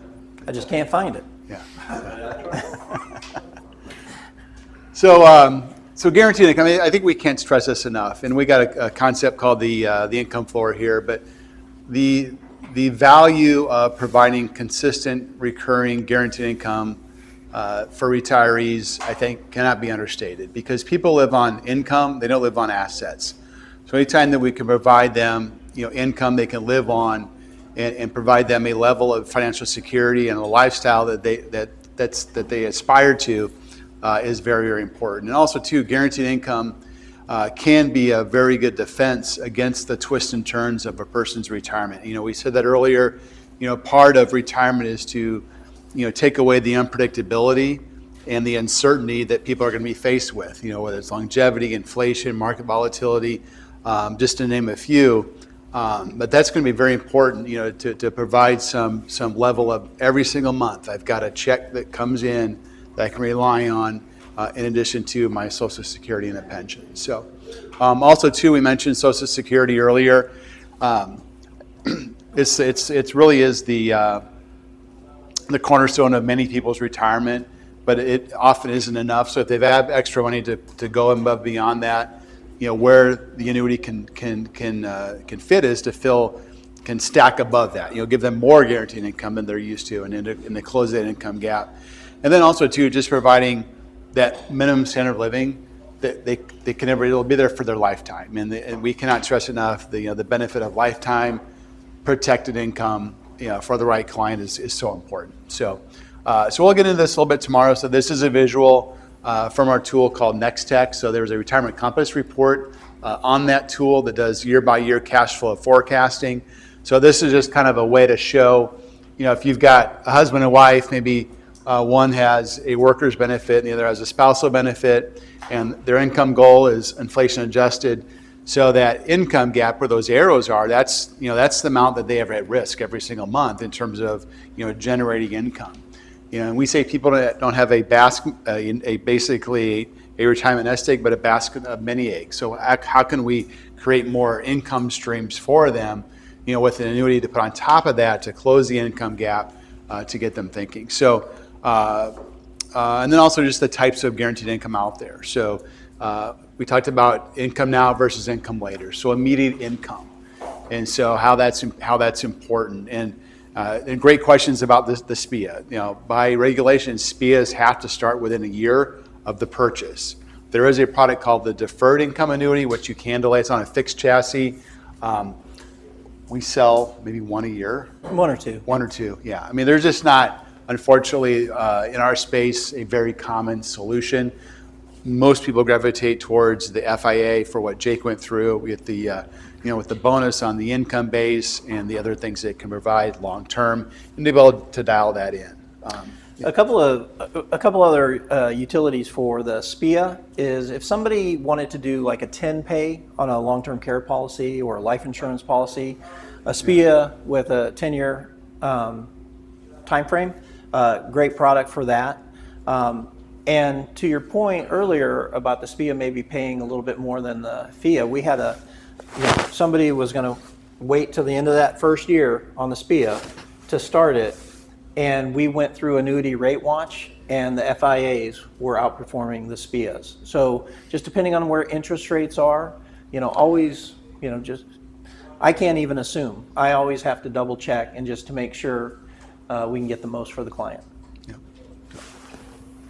Sorry, what was the acronym for SPIA again? It's a single premium immediate annuity. So as Jake was saying, they're single premium. You're basically taking your money and giving it all to the insurance company, and then in return you get the income stream. So, and he was showing the income payouts from the FI. So the FI gives you more control because it had the death benefit, it had the the return of premium option. So it just gives you more options long term versus just being tied to an income stream. I'm not saying the income stream for the right situation isn't valuable, but we're just seeing a lot more people utilize the FIA as their income chassis just because of the flexibility. Sure. Yeah. So. Steve, what's your percentage? You can extrapolate. Yeah. Your sales with FIAs versus SPIAs versus fixed annuities. So, great question. So, maybe it's a question for Chris because he watched this. So SPIAs, we'll do a handful. We just don't do many in that space. I will say I think 60% of our annuities have an income rider, which tells you a lot of our annuities, I know Tim's shaking his head. No, a lot of our annuities are income focused versus accumulation focused. And then MIGAs, I know we crushed it last year because rates were a little bit higher, but it's such an interest rate sensitive product that I know we had a couple of really strong products in 2023, rate wise as well. Plus with the volatility of the market in 22, I think they kind of tied together. But the MIGA will do, it's maybe, I would say 5 to 10% of our overall, but I would say the lion's share, 90% of our sales are going to be from on that FIA, and then of that, 60% will be with an income rider on it. So, but and then getting back to qualified, non-qualified, I think about 70% of our business is qualified. So it's because it's where people have their money today. It's all tied up in an IRA or a 401k or a 403b. So, but great question. So it just kind of gives you a makeup of where the money comes from. So, anything to add to that? No, I thought that was great. Good. So. And then also too, you got joint income versus single income. So that's another thing you want to ask is, do you want this to be on one person's life? And Jake kind of touched on that. I think if you picked up on that, do you want it on one person's life or two people? So just a question out there: if you have a joint payout versus single payout, which is going to give you the higher payout? Day one, single. So single. Day one will give you a higher payout because it's based on one life. There's higher risk there versus the two lives. So typically husband and wife doesn't need to be, but husband and wife is your typically scenario or joint type of living arrangement there. But the point is, once again, when Alan's out there and Wendy doing their analysis of the carriers we represent, some carriers are stronger with joint income versus single income, and income now versus income later. So those are pretty much the four quadrants we look at and look to. So we do have one carrier that if the husband and wife are the exact same age, there's no reduction in the joint versus the individual for the income. So just kind of putting in the mindset of what we do. So, all right. So here's just a sales concept called the income floor report. So. If you follow any of the, I'm trying to think of the proper word, but it's the thought leaders in our space, the academics. A lot of them have different approaches to retirement. It could be a bucket strategy, total return strategy, risk wrapper. Well, one of the ones out there is actually an income floor. So the income floor, and it's probably the most, I would say, basic, but it's basically providing a floor of income that's guaranteed that your clients will never outlive. And so I think this is an approach that many of you could probably take to the streets right away, because basically what you're trying to do is get people to protect their basic living expenses with guaranteed lifetime income. We got a little bit of time. Should we pull out the core guide? Sure. Because tomorrow I think Well, we got. Yeah, you can pull that out. Yeah. One of the things that in this industry, there's a gentleman out there, and he says there's a paycheck and a play check, right? Yep, exactly. Yeah. And so what we say is the money that they need for the necessities, their home, their car, their insurance, their food, things like that, whatever that need is, put it in an income product, a guaranteed income product, so they know those are taken care of. Then the play check, that's for the fun. That's for the travel, that's for the extra gifts for the grandchildren and those kind of things. And that way, it would usually be assets under management, money.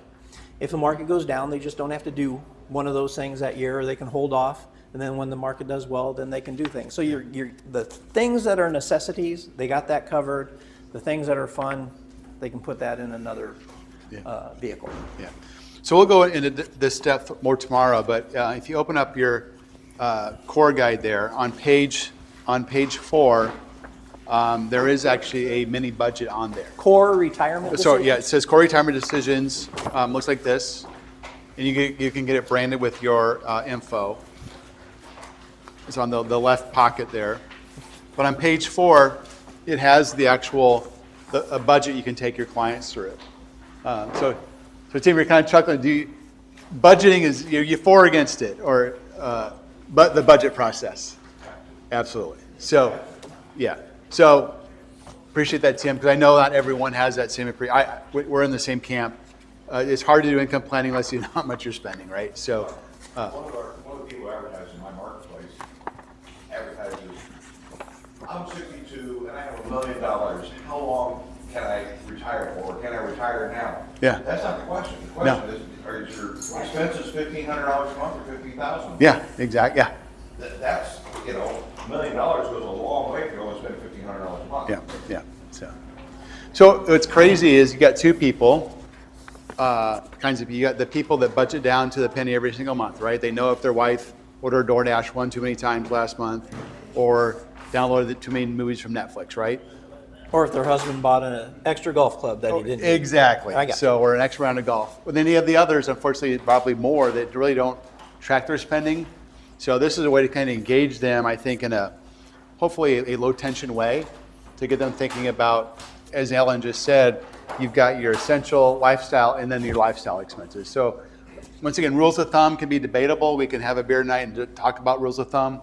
But a rule of thumb here is make sure that you have your basic necessities covered with guaranteed lifetime income, a base level of security that your clients will never outlive, and then fund their lifestyle with more of those at-risk choices. That way they can do the fun things and the travel and the trips and the recreation, all things like what they like to do. So this is in there to help maybe facilitate that conversation with your client. So Are you gonna do that links for that tomorrow?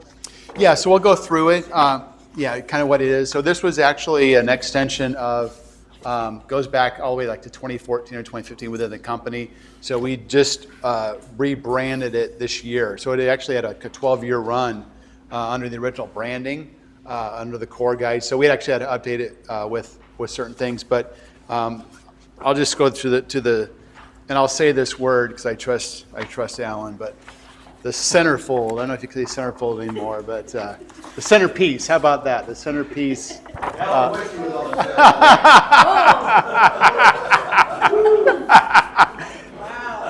So this tells our health and wealth strategy quite well. Basically those important age-based decisions, whether it's Social Security, obviously Medicare, RMDs are the main three.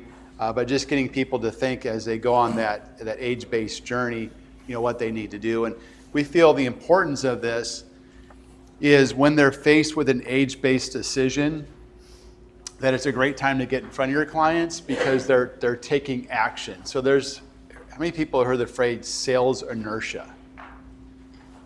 I know Gary's shaking his head. So sales inertia, when it comes to insurance and financial planning, it's easier to do nothing than something, right? I'll say that again. In terms of insurance and finance, it's easier to do something than nothing. But when you're already with them doing Medicare or Social Security or rollover decisions at retirement or RMD planning, they already have that mindset of I have to do something today. Let's just handle the rest. I mean, people taking your car in for an oil change and they say, oh, your brakes are faulty. Okay, do the brakes too. I mean, it's there, you might as well do it, right? So it's that type of thing. So also, it's a great way to maybe plan your marketing around these important ages. It can be workshops. So it's just getting people to embrace, the important age-based decisions along the way. Yeah. Are there any, we touched on it a little bit earlier when you were talking about, staying in that lane, especially if you're not holding a series license. Yeah. So when it comes to having these financial conversations with our clients, is there anything that we should avoid putting our 2 cents onto, or not really? We're free to have those full throttle conversations. We just can't move things into products because of that. No, I think you can move obviously move things into products. Yeah. A product like a variable, that requires a series license. And I know like certain pieces of advice, if you're not a financial advisor. Yeah. Yeah, so I don't have my compliance hat on, but it's a very fair question. So, in our space, you've got folks that are securities licensed, typically a Series 6 with a broker-dealer. You could have an investment advisor representative as they're 65, and then you have insurance only. So the insurance only have more flexibility in terms of what they can and can't say. But, I would avoid the word investment. Obviously, you can't say the word guaranteed. We can't represent security products. So security products would be a variable annuity, mutual fund, ETFs, managed money. But you can represent annuities, right? FI is a fixed product. So it's not regulated by FINRA or the SEC. So you have total right to talk about that. I would be careful maybe analyzing investment statements. And then it comes back to, the risk analysis. I know certain broker-dealers have their own way of determining, their risk factors and risk capacity. So I know we have a few general risk questions within the sales guide that I think allow you to at least have that conversation to talk about risk, but in a very broad way. I think, obviously, use your best judgment, but if you have any questions, we have a very comprehensive compliance team at SMS that we can address certain situations. And I mentioned tax earlier. Obviously, CPAs and enrollment agents, we're not that, but at the same time, if we're dealing with basis and gain and qualified money and non-qualified, you're inherently dealing with taxes, and the fact that life insurance and long-term care are very tax friendly as well. So it's like, tax is going to come up. You just got to find that right level based on your own confidence to have those conversations with your clients. But a lot of just educating your clients on, because they're not going to know in many cases. So, but great question. So. And Wendy and I have a list of words, to avoid and a list of words to use. I would like that. Yes, and we'll get it sent to Gary and get it out to everybody. Yeah. Can I, this is just something that I had heard once, and I don't want to be a Debbie Downer, I want to sell stuff. Know what to say and what not to say, just like with Medicare and compliance is important. But I forget the incident. I think it was when after September 11th that George Bush declared war. The insurance industry is older than our country, so they've got all kinds of protections. If somebody goes down, the others will prop them up, and promises that nothing's really going to change. But if I'm having a bad day, pouty for some reason, I can think, well, I'm not in Gaza blown up, or I'm not, there's you just see how pathetic it is for some people. In a declaration of war, insurance is like just null and void, isn't it? Yeah, well, you got to read the. I know in the P&C world it is. If your house Life blows, insurance life is, insurance is. So, an act of war could, cause some of those policies to not be paid. But I think 9/11 has been the only time we've had a domestic war in our country. So I don't really have a good answer to that. I don't think. But declaration of war can null and void some of the policies. People throw the word around too easy, and too much of it lately is also. So, but yeah. Sorry, that was news to me. So is it in the deck, like if the United States declared war, if there was like a wartime event, how does it actually work to where a client could potentially be at risk to then losing that policy? I'd have to really it's probably more on the life insurance side in terms of a claim. So if you're a soldier representing our country, I'd probably have to get the life team involved and see how they would say. But I know there are war clauses that are standard template language in life insurance contracts. So I just know, at the top of my head, I don't know what those are. So I haven't seen one in an annuity contract.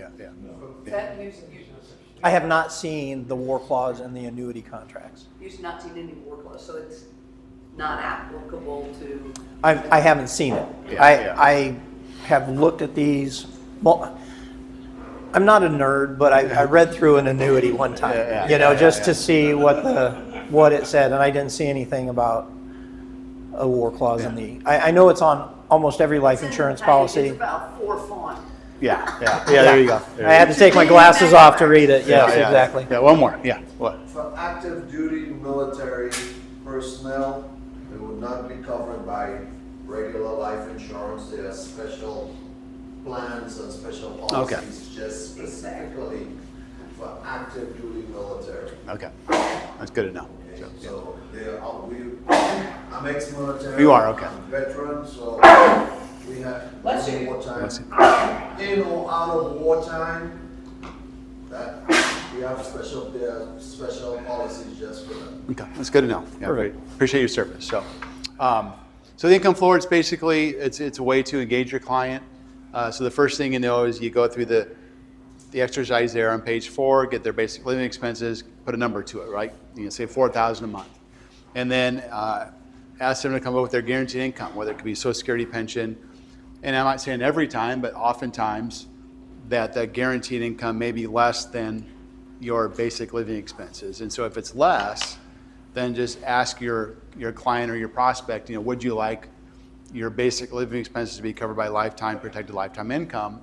If they say yes, then kind of back into that number. I know Jake showed one of the ways to reverse engineer the income, comes up with a true number then, and then that's kind of your annuity opportunity based on an income need. So you're matching the income need with their age and the income time with the amount of money that would be required to do that. And I know there was a gentleman in Omaha, I think he's since retired, but he made a lot of money a lot of sales off of that exact same approach. He would help them with Social Security, go through the budget, find that gap, and then fill that gap with an annuity. So, Yeah. So when Jake was showing that income tool, the calculator, we actually have very, very successful agents that never show an illustration. All they do is go through that calculator and say, how much income do you need? Put the number in. How soon do you need it? What's your age? Click. Comes up with that number. This is what I need for guarantee you that income at that date. And he sells. Yeah, just millions. yeah, So is this brochure something we can get printed with our information? absolutely. Yep, yep. Client Stream? Or Client Stream, yep. Client Stream, and you can put your logo or your contact info on that. Yeah. And there's a lot of value to that. We feel it can be used at Medicare workshops, Medicare clients, because it's not spoken. We talk about Medicare. Let's just go through it now. We'll free up some time tomorrow. So yeah, we got. So like I said, the core guide here. I'll just go page by page. So we feel there's a lot of versatility, as I mentioned. The workshop handout, or through Medicare clients. But if you open it up, it just basically on the inside cover talks about your goals, our focus, and what's nice is it mentions a planning process. And so what we've found is that some agents and advisors maybe don't have a defined process, but they're looking for their own process, or if they have one thing we ask is they find a way to kind of tweak their process to include this piece. So it's very high level. You're not going to be pinned to one way of doing business versus another, but it's just basically inviting your clients to walk with them as you navigate these critical choices. And then it does have the wheel. Now, I've yet to meet an advisor who covers all spokes of the wheel themselves. They probably have somebody they partner with, whether it's a tax advisor or an estate planning attorney or an investment advisor, whatever that may be. But the idea here is to get people thinking about their entire plan. Mm-hmm. And then we just outline those risks. I know we've mentioned a lot this today, but those risks that are specific to retirement: longevity, inflation, market volatility, and taxes. And then my personal favorite is the retirement to-do list. I'm married, been married 26 years. I love going off a to-do list because it gives me a sense of accomplishment, achievement, direction, focus. So not saying that these are the 7 things that a person needs to do to have a successful retirement, but it's a good start. The other thing too, it's not in a specific order, because you may claim Social Security before you start Medicare or vice versa. Or in my case, like for my long-term care coverage is in place right now. I'm not even 60 yet. So the idea here is to help kind of people do that. But also I've had agents and advisors will put a date next to it when they do turn 65. What? Or whatever. Yeah. When they should apply for Social Security, when they should apply for Medicare, when they should notify their 401k investment company to start their retirement plan. I've given people a calendar that said, put this in your phone. Yep. These are the dates you need to do all these things for the next 7 years. Yeah. Yep. But you're future pacing that client. No. Yeah. Yeah. But it's on them though, right? I did my part. Yeah, it's on them. So how's that working out for you? Yeah. I'm making money. Yeah. So, but you're future pacing that client, and also to you're giving them clarity on what they need to be doing. So then on page 3 above the budget is the vision statement. So we realize that everybody's retirement's different, and Alan's retirement is not my retirement, and vice versa. That being said, we also want to have a spot for both people in the relationship. So However, I will say that we would make this really easy with my situation, because I would, whatever my wife would put down, I would just say ditto under my name. So Good answer. yeah, there you go. Happy wife, happy life, right? Yeah, there you go. So same. It's happy spouse, happy house. Oh, okay. Okay, there you go. I learned a new one. So I did send her the picture of the room this morning, and she asked, "Why are you doing the YMCA?" I'm like, I don't know. I'll tell you when I get home. Always find it fault. What's that? Always find it fault. I know. She's awesome. But anyways, then we actually get into 5 planning areas. So once again, we weren't picking one versus the other, but we did start with Social Security because it's the foundation of the income plan. So on page 5, also too, each planning area is limited to 1 page of real estate. And so we want to give them enough information where a client feels they kind of get what's going on, but then also realize that this is where you step up and provide real value, because you can help connect the dots even further. So we did cover the centerpiece, which is the timeline. You can also run the timeline just by itself. So if you want to have the timeline just to have, I know some people will, we have a bigger version of this. I think it's 3 foot by 2 foot. You can frame it and put it in your office as well. So a lot of ways because it's a conversation. At the office? Oh, what's that? You have a big one? I've got one actually sitting in my office right now. Yeah. So, what, you have to blow that up, or how do you get it? You have to order it through our client stream. That's one of the size options. But then framing wise, you probably have to come up with your own way to get it framed. So, yeah. But it's a great conversation piece as they walk into the lobby or your conference room to get people thinking about the various stages and things they need to be doing. So This is a great piece, especially when you have the person that says, I'm already working with somebody. Fantastic. Great. I'm glad you have them. But does he look at all these decisions that have to be made. He was great at accumulation, but how is he at distribution? How is he at, legacy planning and those kind of things? Because you're going to still, if you're insurance only, we're going to need an assets under management person to do that paycheck part. Yeah. So the beauty of this is when somebody gives you that excuse of I'm already working with somebody, and you start showing them this, and they look, oh my gosh, look at all these dates, look at all these years, look at all these decisions that we have to make. Maybe we should work with somebody who is more of a retirement focused. Yeah. You said something earlier, and I'm wondering if this would be a good tool to bring the kids in on, because if I'm dealing with somebody coming into the Social Security area, they probably have kids that are in their 30s and 40s. Yep. And this starts in the 40s saying this, and say, I'd like to go over this with you next time we get together, and if you see, you mentioned you had a couple of kids, you want to bring them in on the meeting too, and maybe when you start talking to them about getting started for this process, would that be a good? Oh, absolutely. No. 100%. I want to say how much I appreciate you listening. Yeah. That was good. No, that's awesome. That's awesome. Just creativity right there. A lot of the parents that are retiring are saying, I've just given it to my son. He said it's not that much money, but that he'll take care of it because he's like, well, that's my cousin. And so her son's being saddled with making decisions for her future. And sure. He works for Apple. He's a smart guy. Yeah. So he's right to coach the board. Yeah. So one of the things that we want to talk about is like, who are the clients that we're looking for? Okay.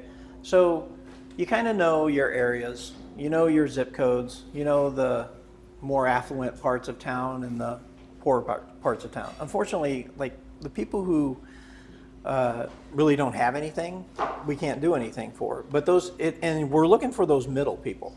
The people that have enough that they can retire comfortably, but they still have that worry about maybe not being successful or losing out on something. So if somebody is drawing or getting hit with Irma, well, that's a good key that they're making good money, right? If somebody lives in the right zip code, and so there's these little triggers that kind of catch your mind. Okay, this is the area that we want to, try to market to. These are the things that we're looking for. And then they have keywords. Sometimes people will just share with you as you're speaking with them. Just left my job, need to roll over 401k. That's a perfect entrance into a conversation about what you can do with that. I'll say this also. I sold my first fixed index annuity about 17, 18 years ago. And I was talking to that client, I think about 2 years ago. And these are her words, so this is not compliant. That is my favorite investment, because I know it's an insurance product. It is not an investment. And I said, really, has that done the best? And she says, oh no, it hasn't done the best, but it never loses anything. I never worry about that. And so when we talk about the clients that we're working with and taking stress out of their retirement years and just having those guarantees, it's what we're trying to do. So my mom, she passed 4 years ago, but same thing, we gave her a little bit of annuity. It was like $300 a month, some mailbox money. That she, I love getting my $300. That was her frivolous, that was kind of maybe her gift to herself or her whatever. So Nice. yeah. Speaking of your mom, my mom passed about 4 years ago. Yeah. She had an annuity with Prudential. Okay. My brother lived right next to her, and he had it on him. So he was the secretary for the state now, right? Yeah. He told me, he said when he talked to Prudential, he could take the closing out and send the money to the state. But he said he ended up getting more money if we let it just ride out till the end. Is that true? I don't, it could be, I don't know what type of annuity it had, whether it was Well, a, I'm a great man. yeah. He said we just keep letting them send it to us every quarter. Like Oh, you mean that it was already in payment? It was already in payment? Oh, you know what it was? Was it like a life with guaranteed certain? Okay, yeah. The only thing I can think of is sometimes if you've got like a, say, installment refund, life with guaranteed certain. Let's just say you have a 20-year life with 20 year and they die year 5. That sometimes insurance companies will do what's called commuted value. So they'll just give the present value of that future income and just give you a check, or pay it out for the remaining 15 years and then get your full amount. That's maybe what they were talking about. we So, come out a little ahead by yeah, doing it so, that way. yeah. Versus getting just the present value. So, but yeah. Oh, sorry. Go ahead. So anyways, the other planning areas beyond Social Security is just basically guaranteed income withdrawal strategy. We do kind of promote annuities a little bit, but not hopefully too heavily where your clients are turned off. But we just want to talk about the importance, of unknown life expectancy and how hard that can be, and having principal protection and lifetime guarantee that's guaranteed by insurance companies. Then we get into your favorite part on page 9 there, Medicare. So once again, Medicare, obviously a very vast topic, limited to one page. That way you can showcase your skills and talents with your clients and your prospects. Then we get the last 2 areas, as I mentioned, is long-term care. So, we do a lot of long-term care planning, whether it's with life insurance-based or annuity-based products or just standalone. But the idea here is that long-term care, could be your biggest threat to a legacy because of just the expense of that, and the fact that you got a 7 out of 10 chance that you'll need long-term care, whether it's a week or 10 years. Those are the odds right now. And then finally, just legacy planning. Not that we're attorneys by any means, but just getting there. It could be just as simple as a beneficiary. That's another great value add you can bring. That's threatening, is just invite them to look at the beneficiaries, because I'm sure Athene pays out millions of dollars to people every day. That was probably the unintended beneficiary, but because that's what the current statement has, or mutual for that matter, that their hands are tied. You have to go off what that beneficiary statement is. So the fact that insurance contracts, life insurance, annuities, they're outside of you could put together a will, but they're not, unless you name the estate as the beneficiary, it will not be pulled into the will. So anything to add there? Wills can be probated. Yeah, and wills are probated too. So, but just some things about ownership, beneficiary arrangements, trusts. But then if you have an attorney you work with is really good. So anyways, just wanted to bring this to your attention. We were going to do it tomorrow, but I think we had time today, and that'll maybe speed up things tomorrow morning. So, all right. So we did mention the performance trigger. So we do have a handful of carriers that have the performance trigger. The idea there is if the S&P, it's typically S&P, just does 1 point up, then that'll trigger the income. So the idea here, whether it's 7%, 8%, 9%, where that percentage is, if you go back on the averages, even though I said earlier, I should have said it, but anyways, I said the markets are at review there, which they're not, but it's usually 4 out of 5 years the market ends up positive, right? So if you know that for 4 of the 5 years that you're going to get a positive return and 1 year zero, it's a transition. What we feel is a way to kind of graduate from a MIGA to kind of the middle ground to an FIA. So if you're trying to get your legs under you, it may be a way to kind of hone your language and hone your skills around that FIA concept because it's still tied to an index versus a fixed rate. So if you do an example, if you're earning say 7% over, and you get 4 out of 5 years 7%, that's 28 divided by 3, so that what's 5.5%, 6%. So it is kind of a MIGA. MIGA Mark hates when I talk about this concept, by the way, because you're taking my sales away from me. But anyways. Yes. Yes, we are. But anyways, performance trigger is just another approach to think about. So, and then finally, legacy RMD solutions.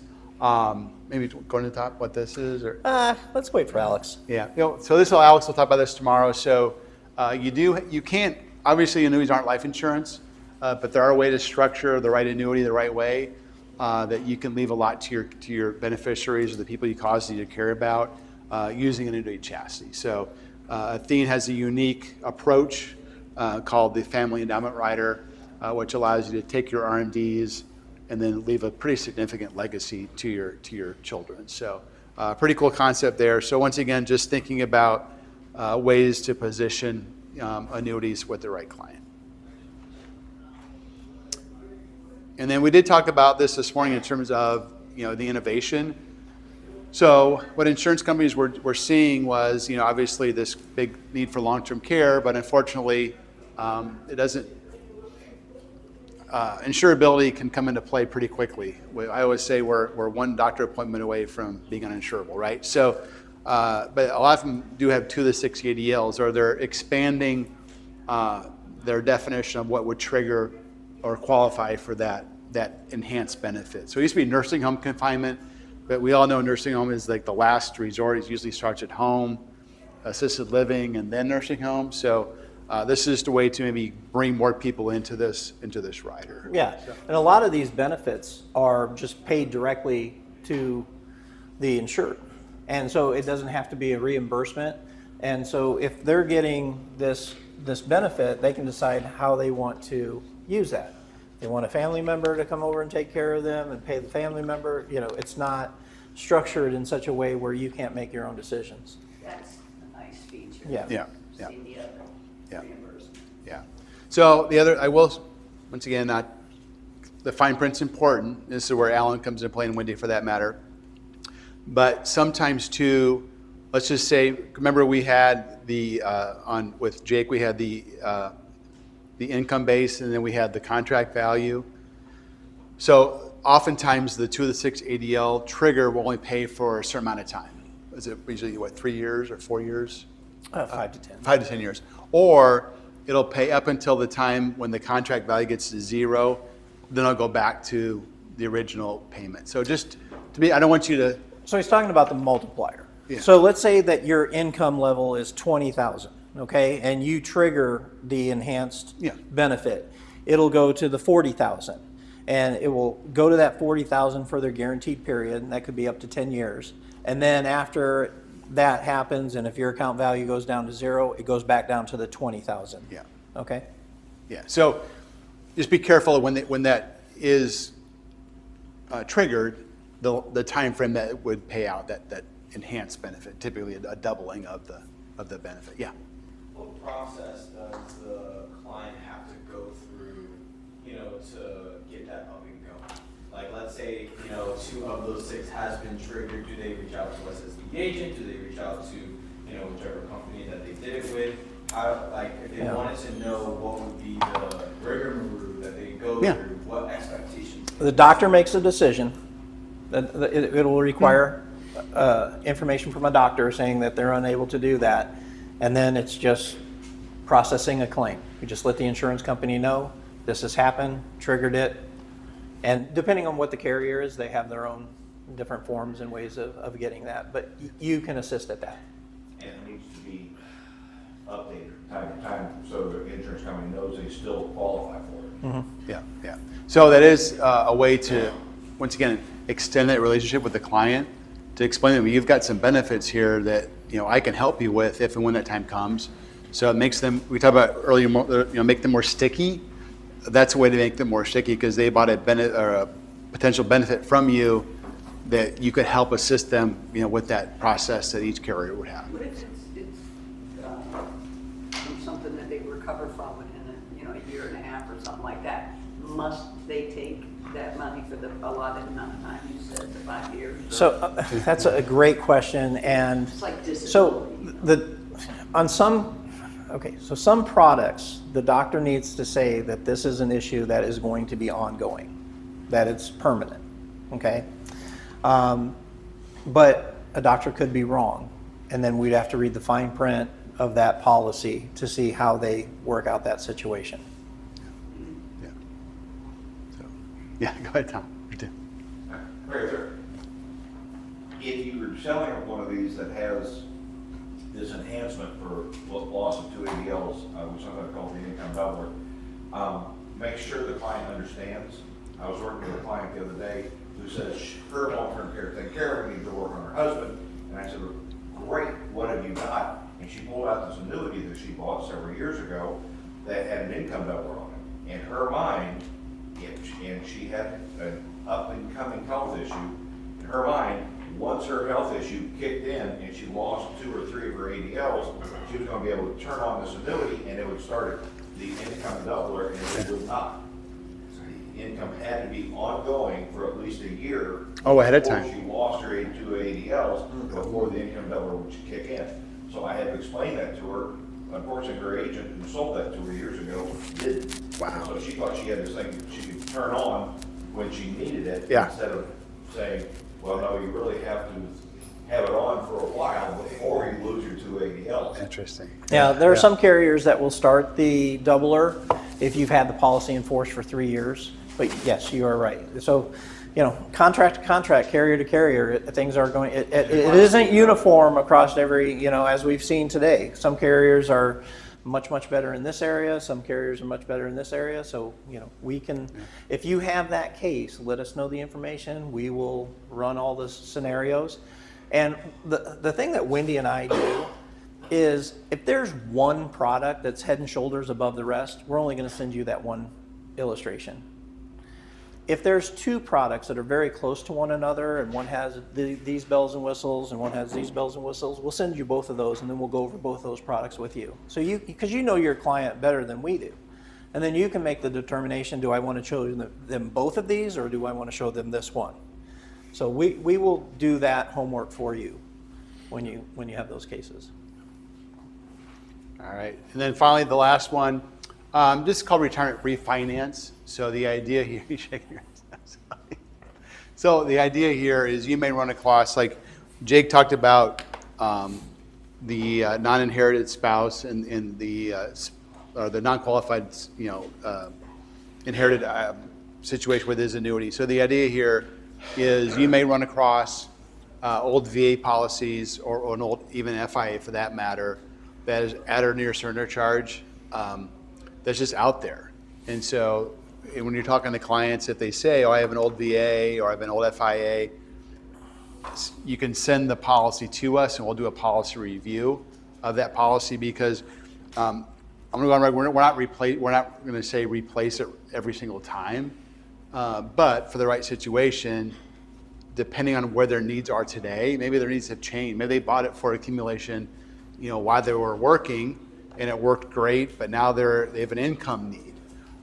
Or maybe they bought an FIA that's maturing, and maybe their par rates and cap rates are quite low, and they may not even know about it, and you can get them into a new policy which has much more enhanced performance based on interest rates today. So on the refinancing part of that, there are some carriers that if the product is 3 years old or older, and the surrender charge is this amount, but the premium bonus will offset that, and the par rates are much higher now because interest rates are higher now. There are a lot of advisors out there that are looking at annuities that may be 3 to 10 years old. Now, are the hardest ones to get redone. But we have seen 3-year-old policies that we can do better with a new policy right now. And so we're getting a lot of those coming in. And as we said at the beginning, the golden age of annuities, interest rates are just at that high that 3 years ago, par rates may have been around 120, and now we're up at 280. So the accumulation part of it, or the growth potential part of it, is higher on the new products than it was. So we have that opportunity right there. Yeah, I mean, we're not saying replace every policy you see. No. But that being said, I wish I had the list. I know there's certain VA companies that quite frankly would love for you to take their VA policies off the hands because of the riders that are in place, 15, 20 years ago. But like I said, for the right situation, right client, if their needs have changed, if we can get them enhanced performance with today's product designs, and it makes sense, especially if they're out of surrender, that's kind of a no-brainer, but it's easier than if they've got 1 or 2 years remaining. We can make an argument and say they're going to get better performance under the new policy. So yeah, question. So as the agent walking into a client's home, and we're trying to have a situation where we're want to see if we could, make them a better offer, especially with the annuity that they have. Yep. What pieces of information should we be trying to get from them? Is it, like a black and white? I know, like with life policies, they get sent that packet. Yeah, That great, packet yeah. that has all that information. Is that like what we want to get our hands on? That way we have If- a correct understanding of their current situation. If you can get the last statement, because on the last statement, it'll say, this is the account value, here's what the surrender value is, so we can have an understanding of where their surrender percentage is. Yeah. So if it says I got $100,000 in here and my surrender value is 90,000, I know I have a 10%, or is that 9%? That would be, that's 10%. Yeah, 10% surrender charge still on that one. And I'm not saying we couldn't replace a 10% surrender charge. We probably could. It just has to be in the best interest of the client for what they're looking for. Then we have to see if there might be an income rider on that.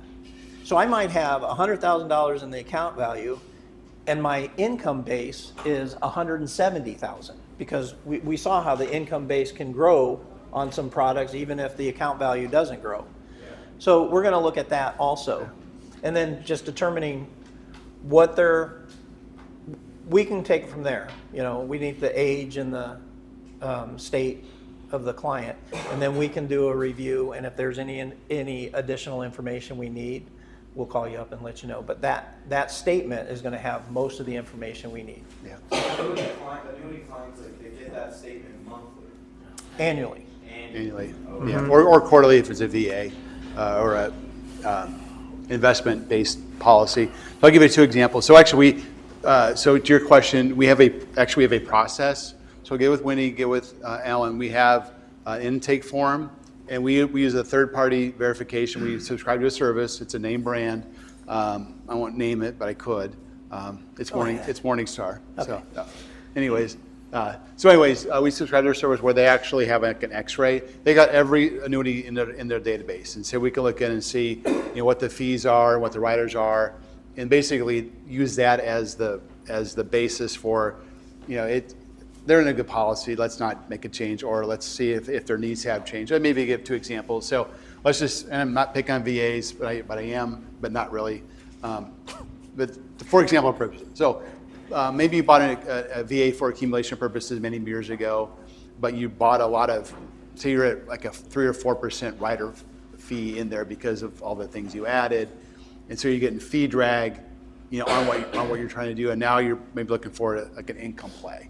That could be a situation, or maybe you bought a VA with a great income benefit that you're like, okay, this income benefit, I can't beat that today. Just stick with where you're at. So the idea is we're not saying, we're using basically data and science to say this is where you could be, and this is how we can make an argument for making the change, or let's just stay as is because you're already in a good policy. So, but we have a process that we go through. It's FINRA reviewed. And then we work with the suitability areas to look at that. So anything you want to add there, Alex, or you guys want to add? Yeah. So anyways, yeah. So we're just going through, it's kind of at the end here, but just these things here to kind of recap the day, accumulation, income, trigger strategies, RMD solution, the trigger, and then the retirement rate pay. And those are 6 solid strategies to go at and just to be aware of to look for a potential business, And one more. Okay. This is the easiest one. This is the low-hanging fruit. If they have a CD, there's probably about a 99.5% chance that you can do better on a MIGA. Okay. Yeah. We say CD is low-hanging fruit. Yeah. Now interest rates are a little bit higher now, so CDs are doing a little bit better. But let's just do a little calculation. If I'm getting 5% on a CD, and I'm at a 20% tax bracket, this is math, and I'll give the answer. What is my net earnings on a CD?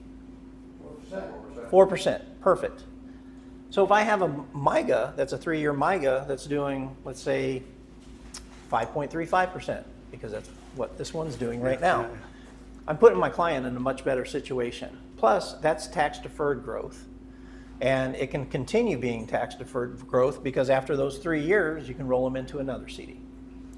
You know, when I was securities licensed, we looked at CDs as certain depreciation because they didn't keep up with inflation usually. Now they are. You know, inflation is a little bit lower than the CD rates, but still, if you talk to anybody and they have a CD, let them know that you might have an alternative that would be better for them. Okay. And also, I've been. Question. Oh, what's that? You're gonna ask that one question after you say this. I have other questions. I'll think about it. So, anyways, also too, duration. So, what's a 5-year MIGA paying out today? 5.65. So for 5 years, right? And Right. I don't have a crystal ball. None of us do. But I have noticed a lot of the short-term CDs are where the highest, at least in Omaha, like your highest rates are in that 6 and 9 month range.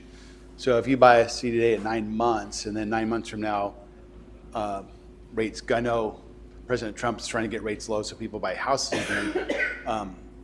But then would you rather be in a 9-month lock or a 5-year lock? You know, I'd rather be in a 5-year lock personally, but once again, just bringing different ideas, you know, to your market. Yeah, and the reason we say the 3 to 7 year is because that's when we're in the sweet spot, and then after 7 years, the interest rates start to drop again. Yeah. So that's why we're using those numbers. And I saw but it that in- could change. Yeah. Yeah. And I saw it again. I heard it again yesterday, but apparently October is the highest CD renewal month. October. October, yeah. Yep.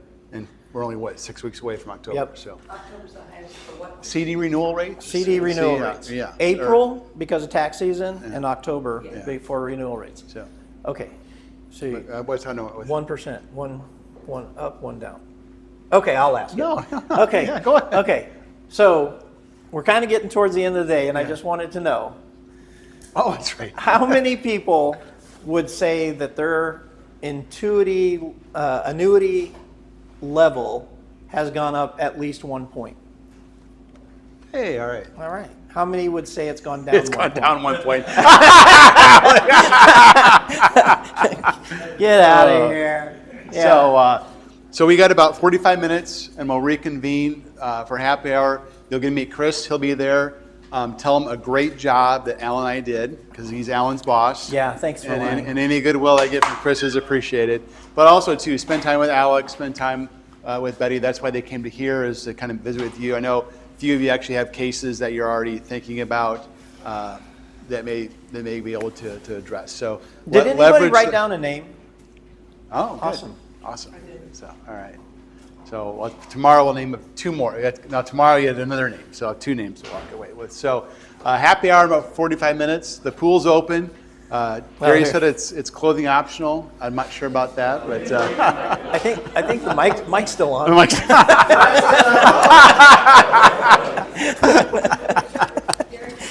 Oh, yeah, can we get a picture of everybody up front? Yeah. Would you mind no. taking a picture? Are you taking the picture?